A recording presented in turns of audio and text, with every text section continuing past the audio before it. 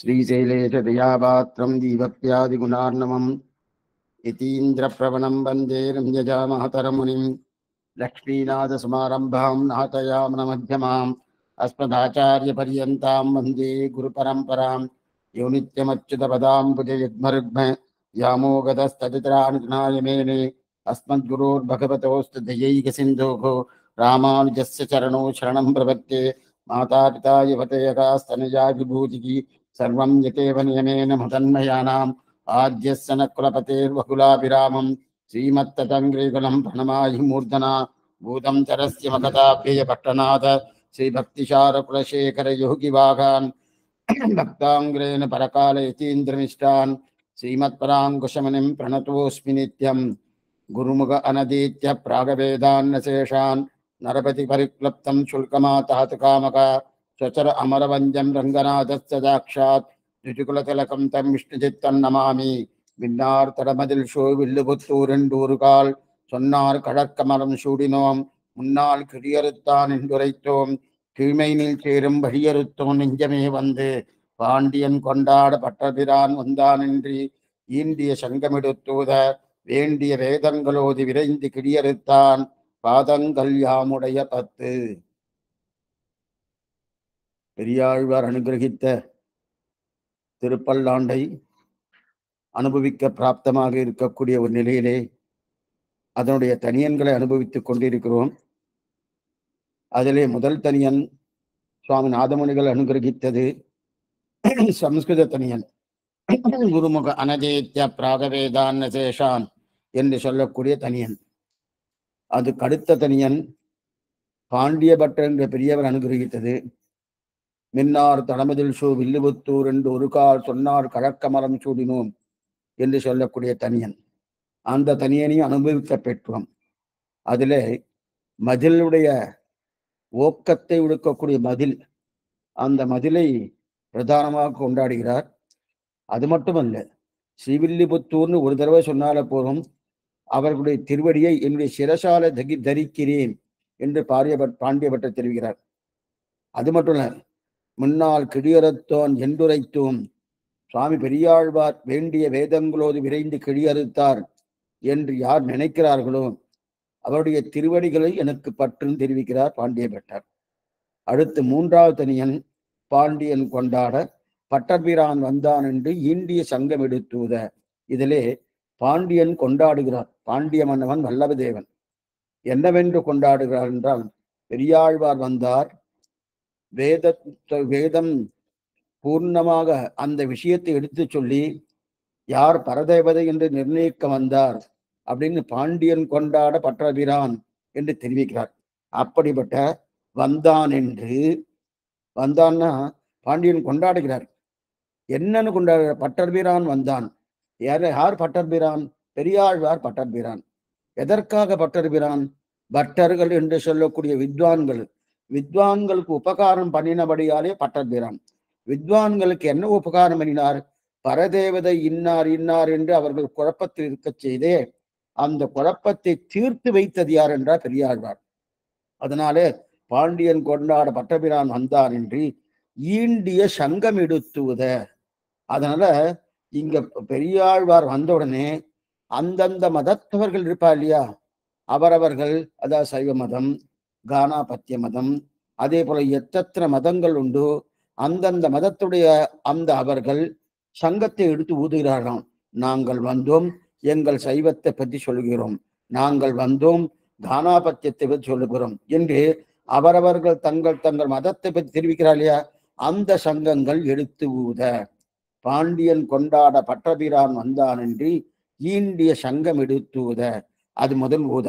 இரண்டாவது ஊத என்னென்றால், பெரியாழ்வார் வந்தார் என்று பெரியாழ்வாருக்கு வேண்டப்பட்டவர்கள் இருப்பா இல்லையா, அவெல்லாம் சங்கத்தை ஊதுகிறாராம். ஓ, இவர் தான் பரதேவதையை நிர்ணயிக்க போகிறார், இன்னார்தான் நிர்ணயிக்க போகிறார்னா இவர் தான் புதுசா கண்டுபிடிக்கிறார் அர்த்தம் இல்ல. ஏற்கனவே பரதேவதை என்றது சாத்தியம், சித்தம். சாத்தியம் இல்லை, சித்தம். சித்தமா இருக்க செய்து அந்த சித்தமான வந்த அந்த பரதேவதையை இவர் கொண்டு வந்து என்ன பண்றார்? நமக்கு கொண்டு வந்து காண்பிக்கிறாரோ. அவெல்லாம் இவாளா அவாலாங்கிற ஒரு சந்தேகத்தை இருக்குது. அந்த குழப்பத்தை தீர்கிறாருனோ. அப்படின்னு சங்கம் எடுத்தூத வேண்டி பாண்டியன் கொண்டாட பட்டபிரான் வந்தாண்டி வீண்டிய சங்கம் எடுத்தூத. அடுத்து வேண்டிய வேதங்கள். அந்த வேதங்கள் என்னென்ன வேண்டிய வேதங்கள்? வேதங்கள் யார சொல்லுது? ஆச்சரியமா பகவான் ஸ்ரீமன் நாராயணே சொல்றது. அப்படி இருக்க செய்து, ஆனா சில சில தேவதைக்கெல்லாம் சில சில வாக்கியங்கள்லாம் வேதத்தில் இருக்கே சுவாமி. இந்தந்த வாக்கியங்கள் இந்தந்த வாக்கியங்கள் இந்தந்த வாக்கியங்கள் சொல்றது. பராசிய சக்திக்கு விவிதைய சூயத்தை சுவாபாவிக ஞானபல பிரியாச்சின்னு சொல்லி பராசக்தின்னு ஒரு சப்தம் வருது. அந்த சப்தி பராசக்தியை சொல்லல, பரா ஆசிய சக்திக்குன்னு அந்தந்த வாக்கியங்கள் அவ எடுத்துட்டா இல்லையா?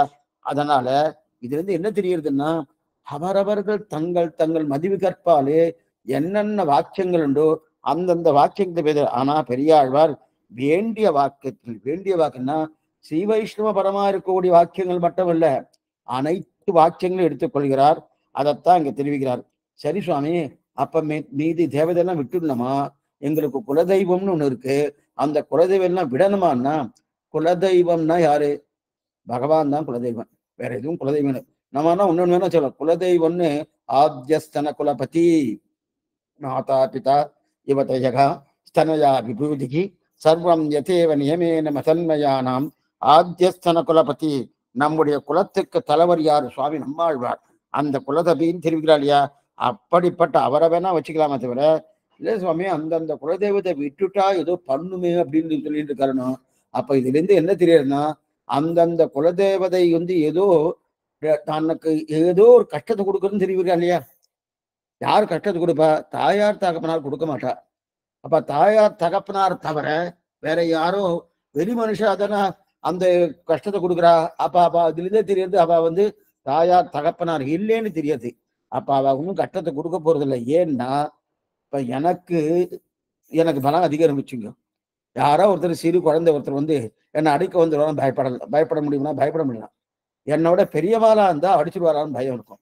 ஆனா இங்க இருக்குன்னு பகவான் ஸ்ரீமன் நாராயண பரதேவதை எங்க இருக்கு? பீஷாஸ்மா வாத்தப்பவதே பீஷோஜோதி சூரியகா பீஷாத்மா அக்னி இந்திரஞ்ச.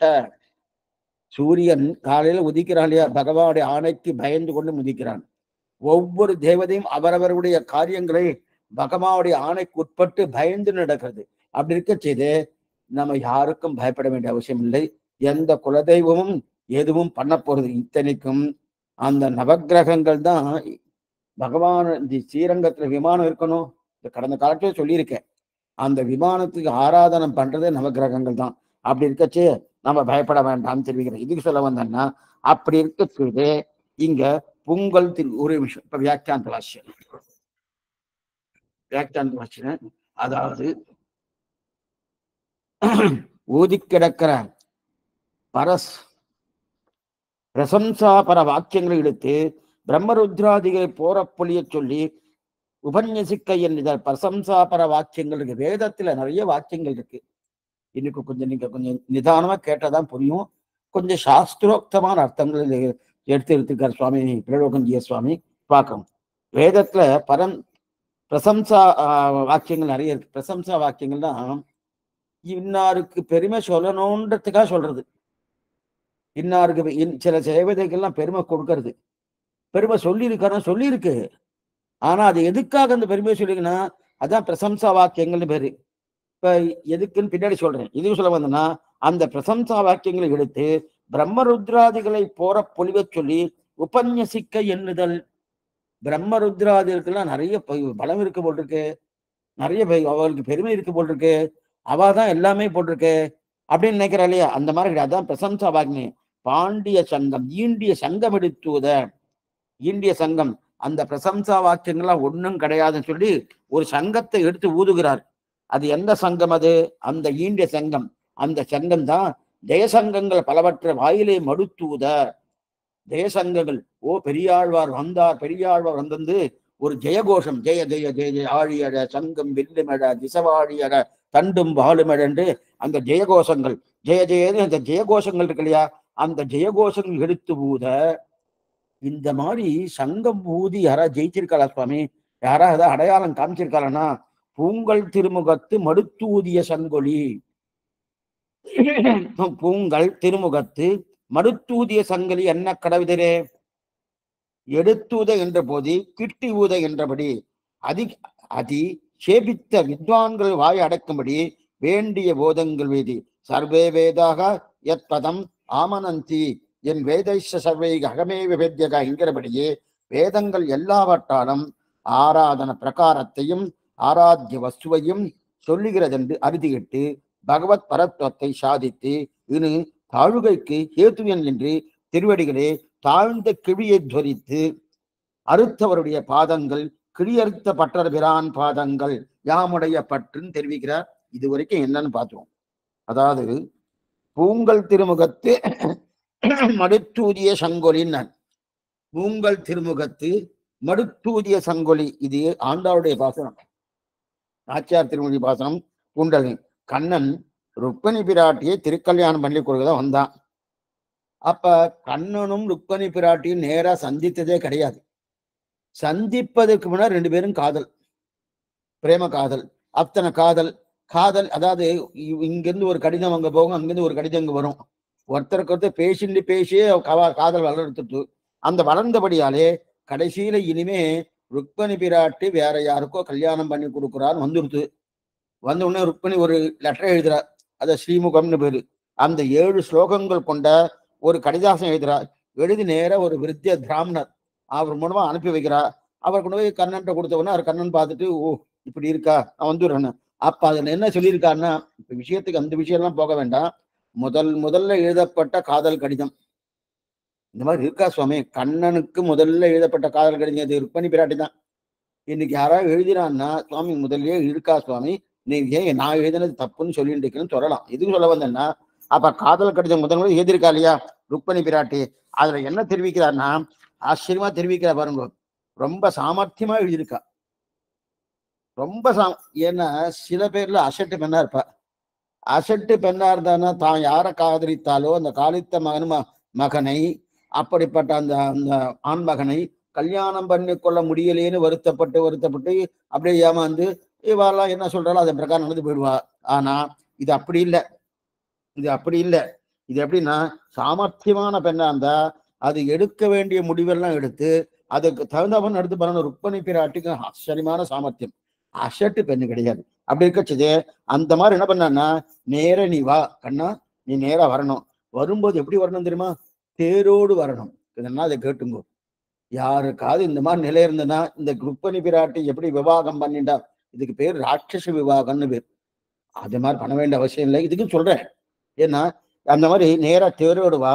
நீ வந்து விட்டான்னு எங்களுக்கு என்னமா தெரியும். கண்ணன் இது வரைக்கும் பார்த்ததே கிடையாது. கண்ணன் வந்தாச்சுன்னு என்னமா தெரியும்னா, நீ சங்கத்தை எடுத்து ஊதணும், பங்கத்தை எடுத்து ஊதணும். அதான் பூங்கல் திருமுகத்து மடுத்தூதிய சங்கொலின்னு தரலையா, இவ்வூங்கல் திருமுகத்து மடுத்தூதிய சங்கொலி, நீ சங்கத்தை எடுத்து ஊதணும். அந்த சங்கத்தை எடுத்து ஊதும் போது நான் தயாரா இருக்கேன். நான் தயாரா இருக்கும் போது என் பக்கத்துல வந்து நீ என்ன பண்ணணும், என் பக்கத்துல வந்து தேர நிறுத்தி என்னை அப்படியே எடுத்து தூக்கிட்டு தேருக்குள்ள வச்சுட்டு நீ கிளம்பி போயிடணும். இந்த மாதிரி பேசியிருக்கா. அந்த ஸ்ரீமுகத்துல இந்த மாதிரி சொல்றாரு, இந்த இடத்துல நான் இருக்கேன், இந்த இடத்துல நான் இருக்கச்சே அதற்கு தகுந்தாற் போல நீ அந்த தேர் எடுத்துன்னு வந்துடு. வந்தாயன்னா அங்கிருந்து நான் உன்னை நேரா உன்னை ஐஷண்டு என்னை ஐஷண்டு எங்க போயிடணும் அப்படின்னு சொல்லியிருக்கா. இதுதான் பூங்கல் திருமுகத்து மடுத்தூதிய சங்கொலி. அப்ப அந்த சங்கொலி இது ருக்மணி பிராட்டியை சேர்ப்பதற்குண்டான சங்கொலியா இருந்தது. ஆனா இங்கு வேண்டிய வேதங்களோது விரைந்து கிடியெழுத்தக்கூடிய இந்த நிலையில எங்கனது வேண்டிய சங்கங்கள் ஊத. இங்க என்ன இருக்கு, பாண்டியன் கொண்டாட பட்டபிரான் வந்தான் என்று ஈண்டிய சங்கம் எடுத்து ஊத. இங்க சங்கம் எதுக்காக எடுத்து ஊதுறாள்னா, இங்க சங்கம் ஊதுறது பெரியாழ்வார் ஜெயித்தார் பரதேவதை இன்னான்னு தெரிவிப்பதற்காக சங்கம் ஊதுறது. அங்க சங்கம் ஊதினது ருக்மணி பிராட்டி அழித்து கொண்டு வருவதற்காக. அதற்கு மேல சார்ங்கவில் நானொலியம் தெரிவிக்கிறார். சார்ங்கவில் நான் பூங்கல் திருமுகத்து மடுத்தூதிய சங்கொலியும் சார்ங்கவில் நானொலியும்னா, ராமன் லங்கைக்கு வந்துட்டான், யுத்தம் சீதை ஐஷன் போடமோனோ லங்கைக்கு வந்துட்டான்னு எப்படி தெரிஞ்சுக்கிறேன்னா, அந்த நானொலி அந்த சார்ங்கம் இருக்கு இல்லையா, சார்ங்கத்துல நானொலி பட்ட உடனே கேட்ட உடனே சீத்தை சமாதானம் அடைஞ்சிடலாம். ஓ ராமன் வந்தாச்சு அப்படின்னு அந்த சீத்தை சமாதானம் அடைஞ்சு அவ ஆனந்தப்படுறா இல்லையா. அப்ப சார்ங்கவில் நானொலியை கண்டால் சீத்தை ஆனந்தப்படுறா. பூங்கல் திருமுகத்து மகுடுத்தோதிய சங்கொலியா இருந்தா ருக்மணி பிராட்டி ஆனந்தப்படுறா. இங்க அதே போல பாண்டியன் கொண்டாட பட்டபிரான் வந்தான் என்று ஈண்டிய சங்கம் எடுத்துவத அந்த சங்கத்தை எடுத்து ஊதினால் பெரியாழ்வார் ஜெயித்தார் ஜெயித்தார் ஜெயிச்சு ஜெயகுனி அப்படின்னு தெரிவிக்கிறார் இல்லையா. எதுக்கு சொல்ல வந்தேன்னா, ஆழ்வார் வந்தார். அங்க என்ன சுவாமி இருக்கு? ஆழ்வார் வந்தார்னா ஜகத்துக்கு ஆனந்தம். அங்க பிராட்டி சீதா பிராட்டிக்கு ஆனந்தம், அந்த இடத்துல ருக்மணி பிராட்டிக்கு ஆனந்தம். ருக்மணி பிராட்டிக்கு கண்ணன் நம்ம ஐஷன் போறார் என்கிற ஆனந்தம். சீதைக்கு ஓ ராமன் வந்தாச்சு ஜெயிச்சு ஐஷன் போறார் ஆனந்தம். ஆனா இங்க ஜகத்துக்கு ஆனந்தம். ஜகத்துக்கு என்ன ஆனந்தம்னா, பரதேவதை யாருன்னு தெரியாம இவெல்லாம் போராடிட்டு இருக்கா இல்லையா. யாரு பரதேவதை இன்னார் இன்னார்னா, அதனால என்ன பண்றது, சங்கம் எடுத்து ஊதினா என்னது, அந்த ஊதத்திலேயே என்ன தெரியுது, ஸ்ரீமன் நாராயணன் தான் பரதேவதன் தெரியுதுன்னா. அப்ப முதல்ல பெரியாழ்வார் எதிர்த்து வந்தாலே முதல்ல சங்கத்தை ஊதினார். பெரியாழ்வார் இந்த ரெண்டு ஊதின சங்கம் பார்த்தோம். முதல்ல யாரார் சங்கத்தை ஊதிருக்கா? பெரியாழ்வாரை எதிர்த்து வந்தவர்களை யாராரு? சைவம் என்ன, கானாபத்தியம் என்ன, என்னென்ன மதங்கள் உண்டோ அத்தனை மதங்களும் அவாவா தங்கள் தங்கள் சங்கத்தை எடுத்து ஊதி நாங்கள் பேச போகிறோம், நாங்கள் பரதேவதை நிர்ணயிக்க போகிறோம். என்ன அர்த்தம்? நாங்க ஏற்கனவே இருக்கு, நாங்க தான் அதை ஸ்தாபிக்க போகிறோம் அப்படின்னு தெரிவிக்கிறா இல்லையா. அது முதல் சங்கொலி. இரண்டாவது சங்கொலி, பெரியாழ்வார் ஜெயிக்க போறான்னு பெரியாழ்வாரு கோஷ்டியா இருப்பா இல்லையா, பெரியாழ்வாருக்கு ஆதரவு கொடுப்பவர்கள் அவர்கள் ஊதின சங்கொலி. ரெண்டு சங்கொலி. அதான் வேண்டிய வேதங்களோடு விரைந்து கிளியறுப்பதற்கு முன்னாடி சங்கொலி பட்டது. அந்த சங்கொலி தான் தெரியும் ஊதினார் இல்லையா. ஆனா இப்ப ஒரு சங்கம் இருக்கு, இது மூணாவது சங்கம். ஈண்டிய சங்கம் எடுத்துவதன் இருக்கு இல்லையா. முதல் சங்கம் பெரியாழ்வார்க்கு எதிர்த்தட்டாக இருக்கக்கூடிய மத்த மதத்தவர்கள் ஊதின சங்கொலி ஈண்டிய சங்கம். இரண்டாவது சங்கொலி பெரியாழ்வார் எழுந்தருள் விட்டார் என்று அவருடைய கோஷ்டியார் எடுத்து ஊதிய சங்கொலி, இது இரண்டாவது சங்கொலி. இப்ப மூணாவது சங்கொலி பெரியாழ்வாரே ஊதுறார். அவரே சங்கு ஊதுவாரா சுவாமி? அவரு ஆனா அவர் ஊதின சங்கை நம்ம கையில வச்சிருக்கிற சங்கு இல்ல, திருப்பல்லாண்டு என்கிற சங்கத்தை ஊதுகிறார். அப்ப முதல் ஊதப்பட்ட சங்கு மற்ற மதத்தவர்கள், இரண்டாவது ஊதப்பட்ட சங்கு பெரியாழ்வார் கோஷ்டியார். இப்ப மூணாவது ஊறப்படுகிற சங்கு பெரியாழ்வாரே ஊதுகிறார். ஆனா இவர் சங்கை எடுத்து ஊதுல, திருப்பல்லாண்டு என்ற சஞ்சனை ஊதினார். ஆனா கண்ணன் தன் சங்கத்தை ஊதின உடனே இந்த இடத்துல பாருங்க, பெரியாழ்வார் சங்கத்தை ஊடினே பரதேவதை யாரும் நிர்ணயம் பண்ணியாச்சு. ஆனா கண்ணன் பாரத யுத்தத்துல ஒத்தொத்தரும் அவரவர்கள் தங்கள் தங்கள் சங்கத்தை எடுத்து ஊதுறா. ஊதும் போது கண்ணனும் தன்னுடைய சங்க பாஞ்ச சன்னியன்னு பேரு கண்ணனுடைய சங்கத்துக்கு, அந்த பாஞ்ச சனத்தை ஊதினான். ஊதின உடனே சஞ்சயன் தான் இது ராஜ்யத்துல இருந்து கொண்டு திருதராஷ்டிரன் சொல்லிட்டு இருக்கான். யுத்தரங்கத்துல குருக்ஷேத்திரத்துல என்னென்ன நடக்கிறதோ அதெல்லாம் ராஜ தர்பார்ல இருந்து கொண்டு சஞ்சயன் தான், யாரு சஞ்சயன் தான் திருதராஷ்டிரன் கண்ணு தெரியாது. திருதராஷ்டிரனுக்கு எல்லாம் என்ன நடந்திருக்கும் சொல்லிட்டே இருக்கார். வியாச பகவான் தான் இந்த கண்களை கொடுத்து, இப்பெல்லாம் நம்ம லைவ் டெலிகாஸ்ட் பாக்குறோமோ அன்னைக்கே இருக்கு. குருக்ஷேத்திரம் எங்கேயோ இருக்கு, அஸ்தினாபுரம் எங்கேயோ இருக்கு. அந்த அஸ்தினாபுரத்துல இருந்து பார்த்துட்டு இருக்கா, பார்த்து சொல்லிட்டு இருக்கார், ஏய் இந்த மாதிரி கண்ணன் சங்கத்தை ஊதியாச்சு, பாஞ்ச சஞ்சம் என்கிற சங்கத்தை ஊதியாச்சு, திருதராஷா உன்னுடைய 100 பிள்ளைகள் போயாச்சுன்ற, உன்னுடைய 100 பிள்ளைகள் அவருடைய ஹிருதய கமலம் இருக்குல்ல உளுத்தே போயிடுத்து அப்படின்னு தெரிவிக்கிறார். எதுக்கு சொல்ல வந்த, இனிமே சண்டையே முடிஞ்சுடுத்துன்னு. சண்டை இல்லையா சுவாமி, மேல சண்டை நடக்க வேண்டிய அவசியமே இல்லை. இனிமே சண்டை நடந்ததுன்னா அதுக்கு என்ன தெரியுமா அர்த்தம், செத்த பாம்பை அடித்தாற் போல சண்டை நடக்கிறதுன்னு அர்த்தம். கண்ணன் எப்ப பாஞ்சசன்யத்தை ஊதினானோ ஊதின உடனே 100 பேரோட ஹிருதய கமலம் நன்னா உளுத்து போயிடுதுன்னு தெரிவிக்கிறா இல்லையா. எதுக்கு சொல்லுவேன்னு, அப்ப இவ சண்டை போட்டிருக்காளே சுவாமினா, போட்டதுக்கு என்ன காரணம், செத்த பாம்பை அடிச்சா போல அடிச்சுட்டு இருக்காளையா. யுத்தமே பாஞ்சசன்யத்தை ஊதின உடனே யுத்தமே முடிஞ்சு போயிட்டு தெரிவிக்கிறா இல்லையா. கௌரவர்கள் முடிந்தார்கள் பாஞ்சசன்ய ஞாதத்தாலே. இங்க என்ன ஆயிடுத்து, பங்கவானை எதிர்த்து இருக்கக்கூடியவர்கள் முடிந்தார்கள். பெரியாழ்வார் சங்கத்தை ஊத அந்த சங்கமினாச்சு பகவானை யாரெல்லாம் விரோதித்தார்களோ அல்லது அவருக்கு யாரெல்லாம் சிரமம் கொடுக்கிற ராட்சச அசுரர்கள் அவர்கள்லாம் முடிந்தே போனார்கள். ஏன்னா பரதேவதை யாரும் நிர்ணயம் பண்ணி யாரும் தீர்மானம் பண்ணியாச்சுன்னு அடிக்கடி இந்த வார்த்தை சொல்லிட்டு இருக்கிறதுனால, ஓஹோ இவா தீர்மானம் பண்ணாதான் அவர் பரதேவதன் இருக்குமா அப்படின்னு நீங்க நினைக்க வேண்டாம். அவளுக்கு யாரு மற்றவாளுக்கு சாஸ்திரத்துக்கு தெரியும், எல்லாமே தெரியும், இவாளுக்கு தெரியலையே. அதனால சொல்லிக்கிறேன். அப்படி இருக்க செய்து முடிஞ்சே ராட்சச அசுரருக்கு முடிஞ்சே போயிடாரு. திருப்பல்லாண்டுங்கிற சங்கத்தை ஊதோன்னு மற்றவெல்லாம் என்ன பண்ணா உதப்பட்டா போல எல்லாரும் கிளம்பி போயிடுச்சு. எல்லாரும் இதுக்குதான் ராஜசபையில சில வாதங்கள்லாம் உண்டு. என்னென்ன வாதம்னா, ஷடாசனம் இட்டவர்னு சொல்லுவா. 6 ஆசனங்கள். பராசர பட்டர் ஷடாசனம் இட்டவர்னு பேரு. பராசர பட்டருக்கு ஷடாசனம் இட்டவர். 6 ஆசனங்கள். என்னன்னா 6 மதங்களுக்கு 6 ஆசனங்கள் இட்டு வாதம் பண்ணுவானாம். 6 மதம். அது மாதிரி ஷடாசனம் ஒரே சமயத்துல அத்தனை பேரோடு பேச முடியுதுக்குண்ட சாமர்த்தியம் பராசர பட்டருக்கு உண்டு. அதே போல பெரியார், இது முதல்ல பெரியார் தானே பண்ணார். பெரியாழ்வார் ஷடாசனம் இட்டவர். ஒரே சமயத்துல எல்லாம் பேசக்கூடிய. இது ஏன் மேலக்கோட்டையில தொண்டனூர் போயிடுத்து. அந்த தொண்டனூர்ல எத்தனை ஜெயினர்கள் பௌத்தர்கள் எதிர்த்து வர 1000 பேரோடு ஒரே நேரத்தில் பதில் சொன்னாருன்னு சுவாமி ராமானுஜர். வாயோரி நெஞ்சூறு துதங்களார்ந்த வரையுடம்பில் அனல் நாகம் உமிழ்ந்த செந்தி வீயாத மலர் சென்னி விதானமே போல அப்படின்னு சொல்லிட்டு அவர்கள் தனித்தனியா சண்டை போட வந்த உடனே அவ என்ன பேசினா, இவர் ஆதிசேஷன் அவதாரம் தானே, அப்ப ஆதிசேஷன் அவதாரம் நிரூபிக்கட்டும், 1000 தலைகள் இருக்கட்டும்னு நாங்க 1000 பேரும் கேட்டுட்டு இருக்கோம். ஏன்னா அங்க இருக்கக்கூடிய ராஜாட்ட அப்படிதான் பேசினான். ராஜா முதல்ல ஜெயினனா இருக்கான். அந்த ஜெயின மதத்திலிருந்து மாத்தணும்னா இவாளுக்கெல்லாம் அதுல விருப்பமே இல்லை. அவர் அப்படியே இருக்கணும். இந்த ராமானுஜர் எல்லாத்தையும் கெடுத்துருபாடு போட்டிருக்கு அப்படின்னு இருக்கச்சே, நாங்க 1000 பேரும் ஒரே நேரத்துல கேள்வி பார்ப்போம். அந்த ஒரே நேரத்தில் பதில் சொல்லக்கூடிய சாமர்த்தியம் இருக்கிறதா ஒத்துக்கொள்கிறோம். ஏன்னா இவர் ஆதிசேஷ அவதாரம் சொல்லிட்டு இருக்காளோனும். இப்ப எப்ப ஆதிசேஷ அவதாரம் சொன்னாரோ ஆதிசேஷனுக்கு 1000 பனாமண்டலங்கள் இல்லையா, அந்த மாதிரி உண்டான்னா ஆழ்வார் பாட்டே இருக்கு. வாயோ 500 துதங்களார்ந்த அப்படின்னு தெரிவிக்கிறா இல்லையா. அந்த மாதிரி அவ இருக்க செய்து, சரி சுவாமி ஒத்தத்துல தனியா பண்ணா என்ன, தனியா பண்ணா இல்லைன்னா தனியா பண்ணலாம் தாராளமா. எவ்வளவு நாடி ஆகும்?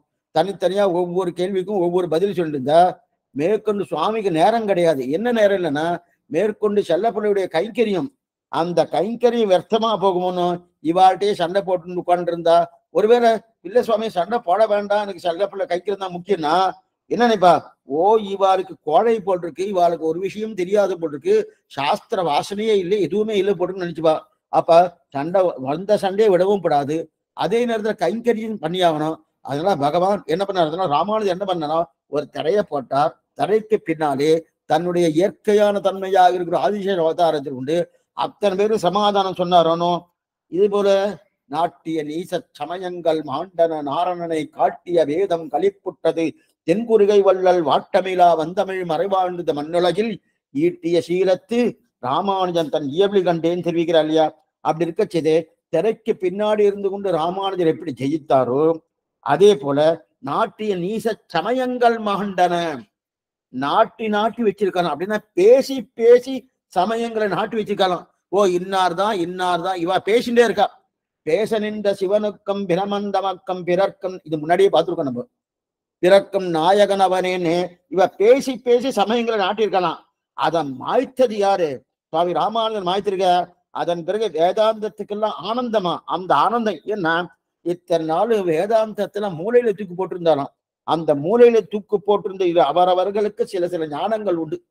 அந்த மதிவு வச்சுண்டு அந்த புத்தியை வைத்து கொண்டு நான் சொல்றதுதான் சரி, நான் சொல்றதுதான். ஏன்னா சில பேர் கொஞ்சம் புத்தி கொஞ்சம் அதிகமா இருக்கும். அந்த புத்தியை வைத்து கொண்டு நான் சொல்றதுதான் அப்படின்னு சொல்லிட்டு இருக்கா இல்லையா. ஏன்னா சில நேரத்துல காலக்ஷேபம் நம்ம எல்லாத்தையும் கேட்கப்படாது. கொஞ்சம் ஜாகிரதையா சொல்றேன், எல்லாத்தையும் கேட்கப்படாது. என்ன சுவாமி அந்த வார்த்தை சொல்றேன்னா, சாஸ்திர சம்மதமா இருக்கக்கூடிய காலக்ஷேபம் தான் கேட்கணும்.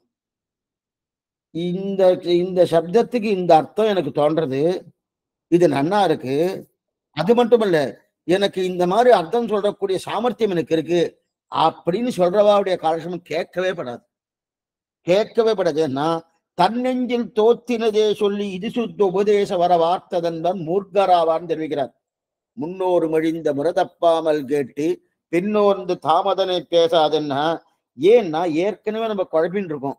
இவரும் இன்னும் மேற்கொண்டு குழப்பினார்னா ஒரு பிரயோஜனமே இல்லை. எதுக்காக சொல்ல வந்தேன்னா, தன் நெஞ்சில் இது தோன்ற சுவாமி.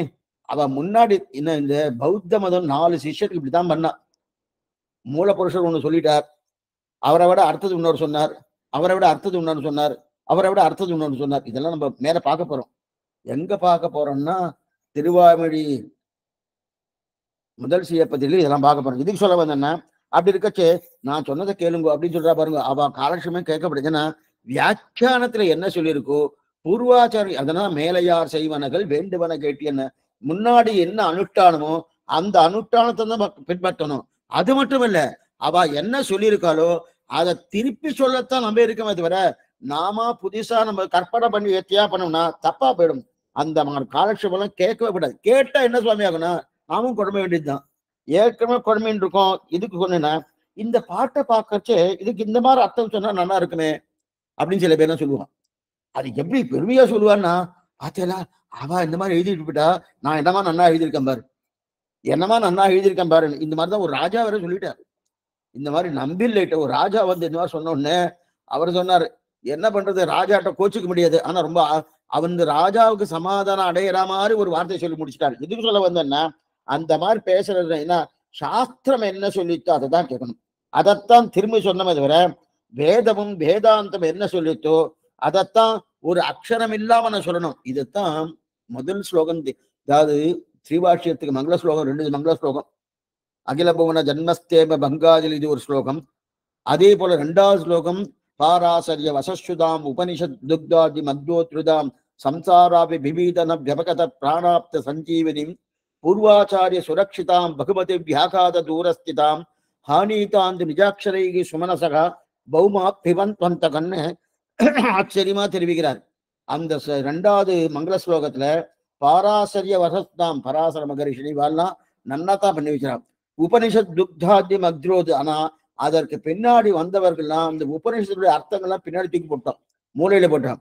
சம்சாராப்தி விபீதன விபகத பிராணாப்த சஞ்சீவனிம் பூர்வாச்சார சுரக்ஷிதாம் டங்கர் என்ன திரமிடர் என்ன குகதேவர் என்ன இவெல்லாம் நல்ல அர்த்தத்தை கொடுத்திருந்தாலும் ஆனா அவ பின்னாடி போட்டுட்டு தப்பான அர்த்தத்தை கொடுத்தபடியாலே பூர்வாச்சார சுரக்ஷிதாம் பகுமதி வியாகாத நேத்து தூரமா தூக்கி போட்டுட்டா. ஆனீதாந்து நிஜாட்சரேகி சுமனசகா. ஆனிதை அதோட உண்மையான அர்த்தம் என்ன அடியே சொல்றேன் என்ன இது முதல்ல சுமனசகா நீங்கள் நடுநிலையாளர்களாக இருந்து கொண்டு இதை கேளுங்கள். சாமி என்ன சொல்றேன்னா நீங்க வைஷ்ணவத்தை பத்துங்கன்னு சொல்லல, நீங்கள் நடுநிலையாளர்களா. ஹானீதாந்து நிஜாட்சரேகி சுமனசகா நடுநிலையாளர்களாக இந்த கிரந்தத்தை குடியுங்கள் அப்படின்னு ஸ்ரீபாஷ்யத்துக்குண்டான மங்கள சொல்ல தெரிவிக்கிறாங்க. எதுக்கு சொல்ல வந்தேன்னா அப்ப தன்னெஞ்சில் தோத்தினது சொல்லப்படாது. என்னைக்குமே பூர்வாச்சாரம் என்ன நிர்ணயிச்சிருக்காரோ சாஸ்திரம் என்ன சொல்லித்தோ அதைத்தான் திருப்பி சொல்றதை. இதுக்குதான் பாக்கியர்கள் குதிஷ்டிகள்னு பேரு. வேதத்தை ஒத்துக்கொள்ளாதவர் பாக்கியர்கள், வேதத்தை ஒத்துக்கொண்டு தப்பான அர்த்தம் கொடுப்பவர் குதிஷ்டிகள். இவா 2 பேர் வார்த்தையும் பேசக்கூடாது. ஆனா அந்த இப்ப பெரியார் பதில் சொல்றாரு என்னன்னா பெரியாழ்வாரும் மயர்வர மதிலும் அருளை பெற்றவர் தான். மயர்வர மதிலும் அருளை பெற்றவர் சுவாமி நம்மாழ்வார் மட்டும் கிடையாது, அனைத்து ஆழ்வார்களும் அயர்வர அருளை பெற்றதான். என்றால் 2வது மற்ற மதங்களை போல இல்லாத சொல்ல வேண்டிய அவசியமே இல்லை. இல்லாததை சொல்ல வேண்டிய அவசியம் என்ன இருக்கோ அதை சொன்னாலே போறோம். என்னைக்குமே ஒரு உண்மையான வஸ்துவை ஸ்தாபிக்கணும்னாலே அது சிரமப்பட வேண்டிய அவசியமே இல்லை. இப்ப சுவாமி ஸ்ரீபாஷ்யத்தில் இவ்வளவு சிரமப்பட்டிருக்காருன்னு புரியறதுக்காக இல்லாதது இருக்குன்னு சொல்றா இல்லையா, அதுக்குதான் அவர் சிரமப்பட்டாரு. இருக்கிற வஸ்து இருக்குன்னு சொல்றதுக்கு சிரமப்பட வேண்டிய அவசியமே கிடையாது. ஒரு ஊர் நன்னாவே இருக்கு, அது ஊருக்கு பண்ணா அது இருக்குன்னு தெரிய போறது. இல்லாத ஊர் எங்க சுவாமி போறது, போக முடியாதுன்னு இதுக்கு சொல்ல வேண்டும்னா அப்ப பகவானுடைய அனுகிரகத்தாலே எல்லாமே பெரியாழ்வாருக்கு வருது. ஏன்னா மயர்வர மதிலும் அருளை பெற்றபடியாலே இவருடைய அனுகிரகத்தாக இவர் படித்து பேசுவது இல்ல சுவாமி. இதெல்லாம் அநேகமா இன்னைக்கு காலட்சேப அதிகாரிகளாகட்டும் யாரா இருந்தாலும் அவளுடைய ஆச்சாரிய கட்டாட்சத்தாலே பகவத் அனுகிரகத்தாலே பேசுறாளே தவிர இல்ல சுவாமி எனக்கு வித்வத் இருக்கு, நான் என்னமா படிச்சிருக்கேன், எனக்கு இருக்கிற ஞானம் யாருக்கு இருக்குன்னு அப்படின்னு யாராவது காலட்சேப அதிகாரிகளோ இல்ல வித்வான்களை பேசினா அது அகங்காரம் மட்டுமல்ல, அது துர்தசை அவளுக்கு. இதுக்கு சொல்ல வந்தேன்னா இப்ப பெரியாழ்வார் என்ன பண்ணார், குருமுக அனதீத் இது முன்னாடி பார்த்துருக்கோம். குருமுக அனதீத்ய பிராகவேதான் சேஷா நரபதி பரித்ருப்தம் அப்படின்னு இருக்கே அந்த பகவான் தான் இவருக்கு பீதகவாடை பிரானார் பிரமகுருவாகி வந்துன்னு இவர் படிச்சு பேசுறதுலாம் இல்ல, பகவத் அனுகிரகத்தாலே பேசினார். அந்த பேசினபடியால் என்ன தெரியுது, வேண்டிய வேதங்கள் என்னென்ன வேதங்கள் இருக்கோ அந்த சரி சுவாமி வேண்டிய வேதங்கள் சொல்றலையே முதல்ல பகவான் வேண்டித்தான் நடத்தி கொள்கிறார். இந்த சதசே யார் வேண்டினார்? பகவான் தான் வேண்டியிருக்காரு. யார் பரதேவதன் முதல்ல சந்தேகம் வந்துடுத்து. யாருக்கு? அந்த வல்லபதேவன் ராஜா பாண்டிய மன்னனுக்கு பரதேவதை ராத்திரி நகர இந்த சரித்திரம் நம்ம பார்த்துட்டோம். ராத்திரி நகர சோதனைக்கு போனார். நகர சோதனைக்கு போன உடனே அங்க ஒரு பெரியவர் ஓஹோன்னு பாடிட்டு இருந்தார். அப்ப பாடிட்டு இருக்கச்சே இந்த லோகத்துக்கு கூடிய ஒரு நிலையை அந்த லோகத்துக்கு போகணும்னா என்ன பண்ணணும்னு இருந்தாரு. அந்த சந்தேகம் வந்துட்டு அப்ப அந்த லோகம் போகணும்னா யார் பரதேவதைன்னு தெரியணுமே. அந்த விசாரம் வந்தது. அந்த விசாரம் வந்து நேர சதஸ கூட்டினார். கூட்டின இது நடந்துட்டு சரி. அப்ப பகவான் வேண்டிதான் இதை பண்ணார தவிர இது என்னென்ன வேத வாக்கியமோ அந்தந்த வேத வாக்கியத்தை சொல்லணும். மொத்தத்தையும் எடுத்து வைக்கிற மொத்தத்தை வேண்டிய வேதங்கள் என்ன தெரியுமா? நாம என்ன நினைப்போம், பெரியாழ்வாருக்கு என்ன வேண்டிய வேதங்களோ அதை எடுத்துட்டு இருப்பார். இது எங்க மொத்தத்தையும் எடுத்தார் எங்க தெரியாது? குருமுக அனதித்ய பிராகவேதான் அசேஷான் பிராகவேதான் அசேஷான் எல்லாம் எல்லா வேத வாக்கியமும் எடுத்திருக்காரு. ஏன் சொல்றேன்னா வேண்டிய வேதங்கள் இந்த இடத்துல கொஞ்சம் நல்லா புரிஞ்சுக்கோ. வேண்டிய வேதங்கள்னா இவருக்கு ஒரு வேண்டிய வேதங்கள் இருக்கும், கைவாளுக்கு ஒரு வேண்டிய வேதங்கள் இருக்கும், கானாபத்தியத்துக்கு ஒரு வேண்டிய வேதம் இருக்கும். அந்தந்த மதத்துக்கு வேண்டிய வேதங்கள் இருக்கு இல்லையா? அந்த வேதத்தை எடுத்துக்காருன்னா அப்படி கிடையாது. வேண்டிய எல்லா வேதத்தையும் எடுத்துக்கார். எல்லா வேதத்தையும் எடுத்திருக்கார். ரெண்டாவது வேண்டியன்னா ஆட்சேபித்த வித்வான்களுக்கு என்னென்ன வேதத்தை சொன்னா அவர்கள் வாதம் அடங்குமோ அந்த வேதத்தை சொல்லியிருக்கார். வேண்டி என்னன்னா அவ ஆட்சேபிக்கிறா இல்லையா வித்வான்கள், அவளுக்கு எந்த வேதத்தை சொன்னா அவ அடங்குவா? அவ ஏதோ கேள்வி கேட்பா, அந்த கேள்விக்கு தகுந்த மாதிரி சமாதானம் சொல்லணும்னா அதுதான் வேண்டிய வேதங்கள். இது ரெண்டாவது. மூணாவது வேண்டியன்னா தானே வேண்டிய பெரியாழ்வாருக்கு பிடிச்சிருக்குமே. முதல்ல கிட்டத்தட்ட வேண்டிய வேதங்களுக்கு என்னென்ன 4 அர்த்தம் சொல்ல போறார். வேண்டிய வேதங்கள் முதல் வேண்டிய வேதங்கள் மொத்தத்தையும் எடுத்தார். வேண்டிய வேதம் எல்லா வேதத்தையும் எடுத்தார் முதல் அர்த்தம். இரண்டாவது அர்த்தம் வேண்டியன்னா வித்வான்களுக்கு என்னென்ன வேதங்கள் சொன்னா அவளுடைய வாதம் அடங்கும், அந்த அடங்குவதற்கு தகுந்தா போல வேண்டிய வேதங்கள். மூன்றாவது பெரியாழ்வார்க்கு தானே சில சில வேதங்கள் ரொம்ப பிடிக்குமோனோ, இவருக்கு பிடிச்சிருக்குமோனோ அந்த இந்தந்த வேத வாக்கியங்கள் கண்ணனை பத்தி நல்லா பிரீத்தியா இவர் கண்ணன்னா அபாரமான பிரியம். பிரீத்தியா சொல்றதுன்னு உயர்த்த சொல்றதுனோ அது இவர் மனதுல பட்டு இருக்கணும். அந்த வேண்டிய வேதங்கள். ஏன்னா இவர் பிராமணர் தானே. இவர் வேதம் ஓதுவருக்கு வேதங்கள் குலத்துதித்த விஷ்ணு சித்தன் மனத்தேன்னு அதற்கு அந்த வேதம் கற்றவர் தானே. அதனால வேண்டிய வேதங்கள். இது மூணாவது. நான்காவது வேண்டிய வேதங்கள்னா நாம் வேண்டிய, அதாவது சந்தேகம் நமக்கு வந்தது இல்லையா, நமக்கு சந்தேகம் போகணும்னா பெரியாழ்வார் எந்தெந்த வாக்கில சொல்லி இருக்கிறார் இருப்பினும் இருக்கணும்னு என்ன அர்த்தம்னா என்னென்ன வாக்கியம் சொல்லியிருக்காரு அன்னைக்கு சொல்லிட்டார் சுவாமி, அப்புறம் ஒரு 10,000 வருஷம் கழிச்சு என்னன்னா இன்னென்ன சந்தேகம் வரும். அந்த சந்தேகத்துல தீர்க்கத்துக்கு யார் சுவாமி வருவா? அதனால இனிமே நமக்கு வரக்கூடிய சந்தேகங்கள் அதையும் தீர்க்கணுமோனோ அதைக்கு வேண்டிய வேதங்கள். வேண்டிய வேதங்கள் ஓதி அப்ப எல்லா வேதங்களும் எந்த பெருமாவுடைய சீவகத்தை பற்றி பேசுகின்றனோ அந்த வேண்டிய வேதங்கள். எல்லா வேதங்களும் பகவானை பத்தி தான் பேசுறது. அப்ப வேண்டிய வேதங்கள்னா எல்லா வேதங்களும் அர்த்தம். இந்த ஒரு சந்தேகம் வரும். சந்தேகம் என்ன சந்தேகம்? நான் முன்னாடி சொன்ன விஷயம் தான் மறுபடியும் சொல்றேன். என்ன சந்தேகம் வரும்னா வேண்டிய வேதங்கள் இருக்கு, அப்ப எதிராளிக்கு சில வேத வாக்கியங்கள் இருக்கு. ஆனா புரிஞ்சுக்கோ, நான் வேத வாக்கியங்கள் எல்லா தேவதை பத்தியும் சொல்றது. ஸ்ரீமன் நாராயணன் அக்னியும் சொல்லியிருக்கு, வாயுவும் சொல்லியிருக்கு, குபேரனையும் சொல்லியிருக்கு, அதே போல சிவனையும் சொல்லியிருக்கு, பிரம்மாவையும் சொல்லியிருக்கு, பராத்பரனான ஸ்ரீமன் நாராயணன் சொல்லியிருக்கு. இப்ப இப்படி வச்சுட்டு இருக்கோம். இந்த நன்னா கேட்டுங்கோ. இப்ப எதிராளி இருக்கா இல்லையா, இப்ப வைஷ்ணவ மதத்துக்கு எதிராளி மதங்கள், அந்த எதிராளி மதங்கள் வேத அவளுக்கு வேத வாக்கியம் இருக்கு இல்லேன்னு இந்த சாஸ்திரத்தில் இருக்கக்கூடிய பெரிய சிரமம்னு சொல்ல முடியாது. ஏன்னா சாஸ்திரம் என்பது பொதுமறை. அந்த மாதிரி சிரமங்கள்லாம் 4000 தீபப்பந்து கிடையாது. ஆனா இந்த சிரமங்கள்லாம் சாஸ்திரத்துல இருக்கு. அதனாலதான் வேதம் தமிழ்ஷேதமாறுன்னு சொல்லிட்டு இருக்கோம். இப்ப நமக்கு என்னன்னா வேத வாக்கியங்கள் எதிராளுக்கு இருக்கும் இல்லையா, ஸ்ரீ வைஷ்ணவத்தை சொல்ல வேண்டிய வேத வாக்கியங்கள் இருக்கு. ஆனா அது படிக்க அவர் அர்த்தம் சொல்லும். ஆனா அதே போல சைவர்களுக்கு ஒரு வேத வாக்கியம் இருக்கு, அதைப்படி அவர்கள் அர்த்தம் சொல்லுவா. கானாபத்தியத்துக்கு ஒரு வேத வாக்கியம் இருக்கு, அதைப்படி அவ அர்த்தம் சொல்லனா அது அர்த்தம் இல்ல. இது இந்த இந்த சமஸ்கிருத தனியில பாக்குறோம் பாருங்க, வேண்டிய வேதங்கள்னா இவாளுக்கு தேவையான வேண்டியல் மொத்தம் இல்ல. குருமக அனதீத்திய பிராகவேதான் அசேஷான். அசேஷான் இதுல அசேஷான் சப்தம் ரொம்ப முக்கியம். என்னன்னா வேத வாக்கியம் மிச்சம் இல்லாம அத்தனைக்கும் அர்த்தம் சொல்லி இருக்காரு.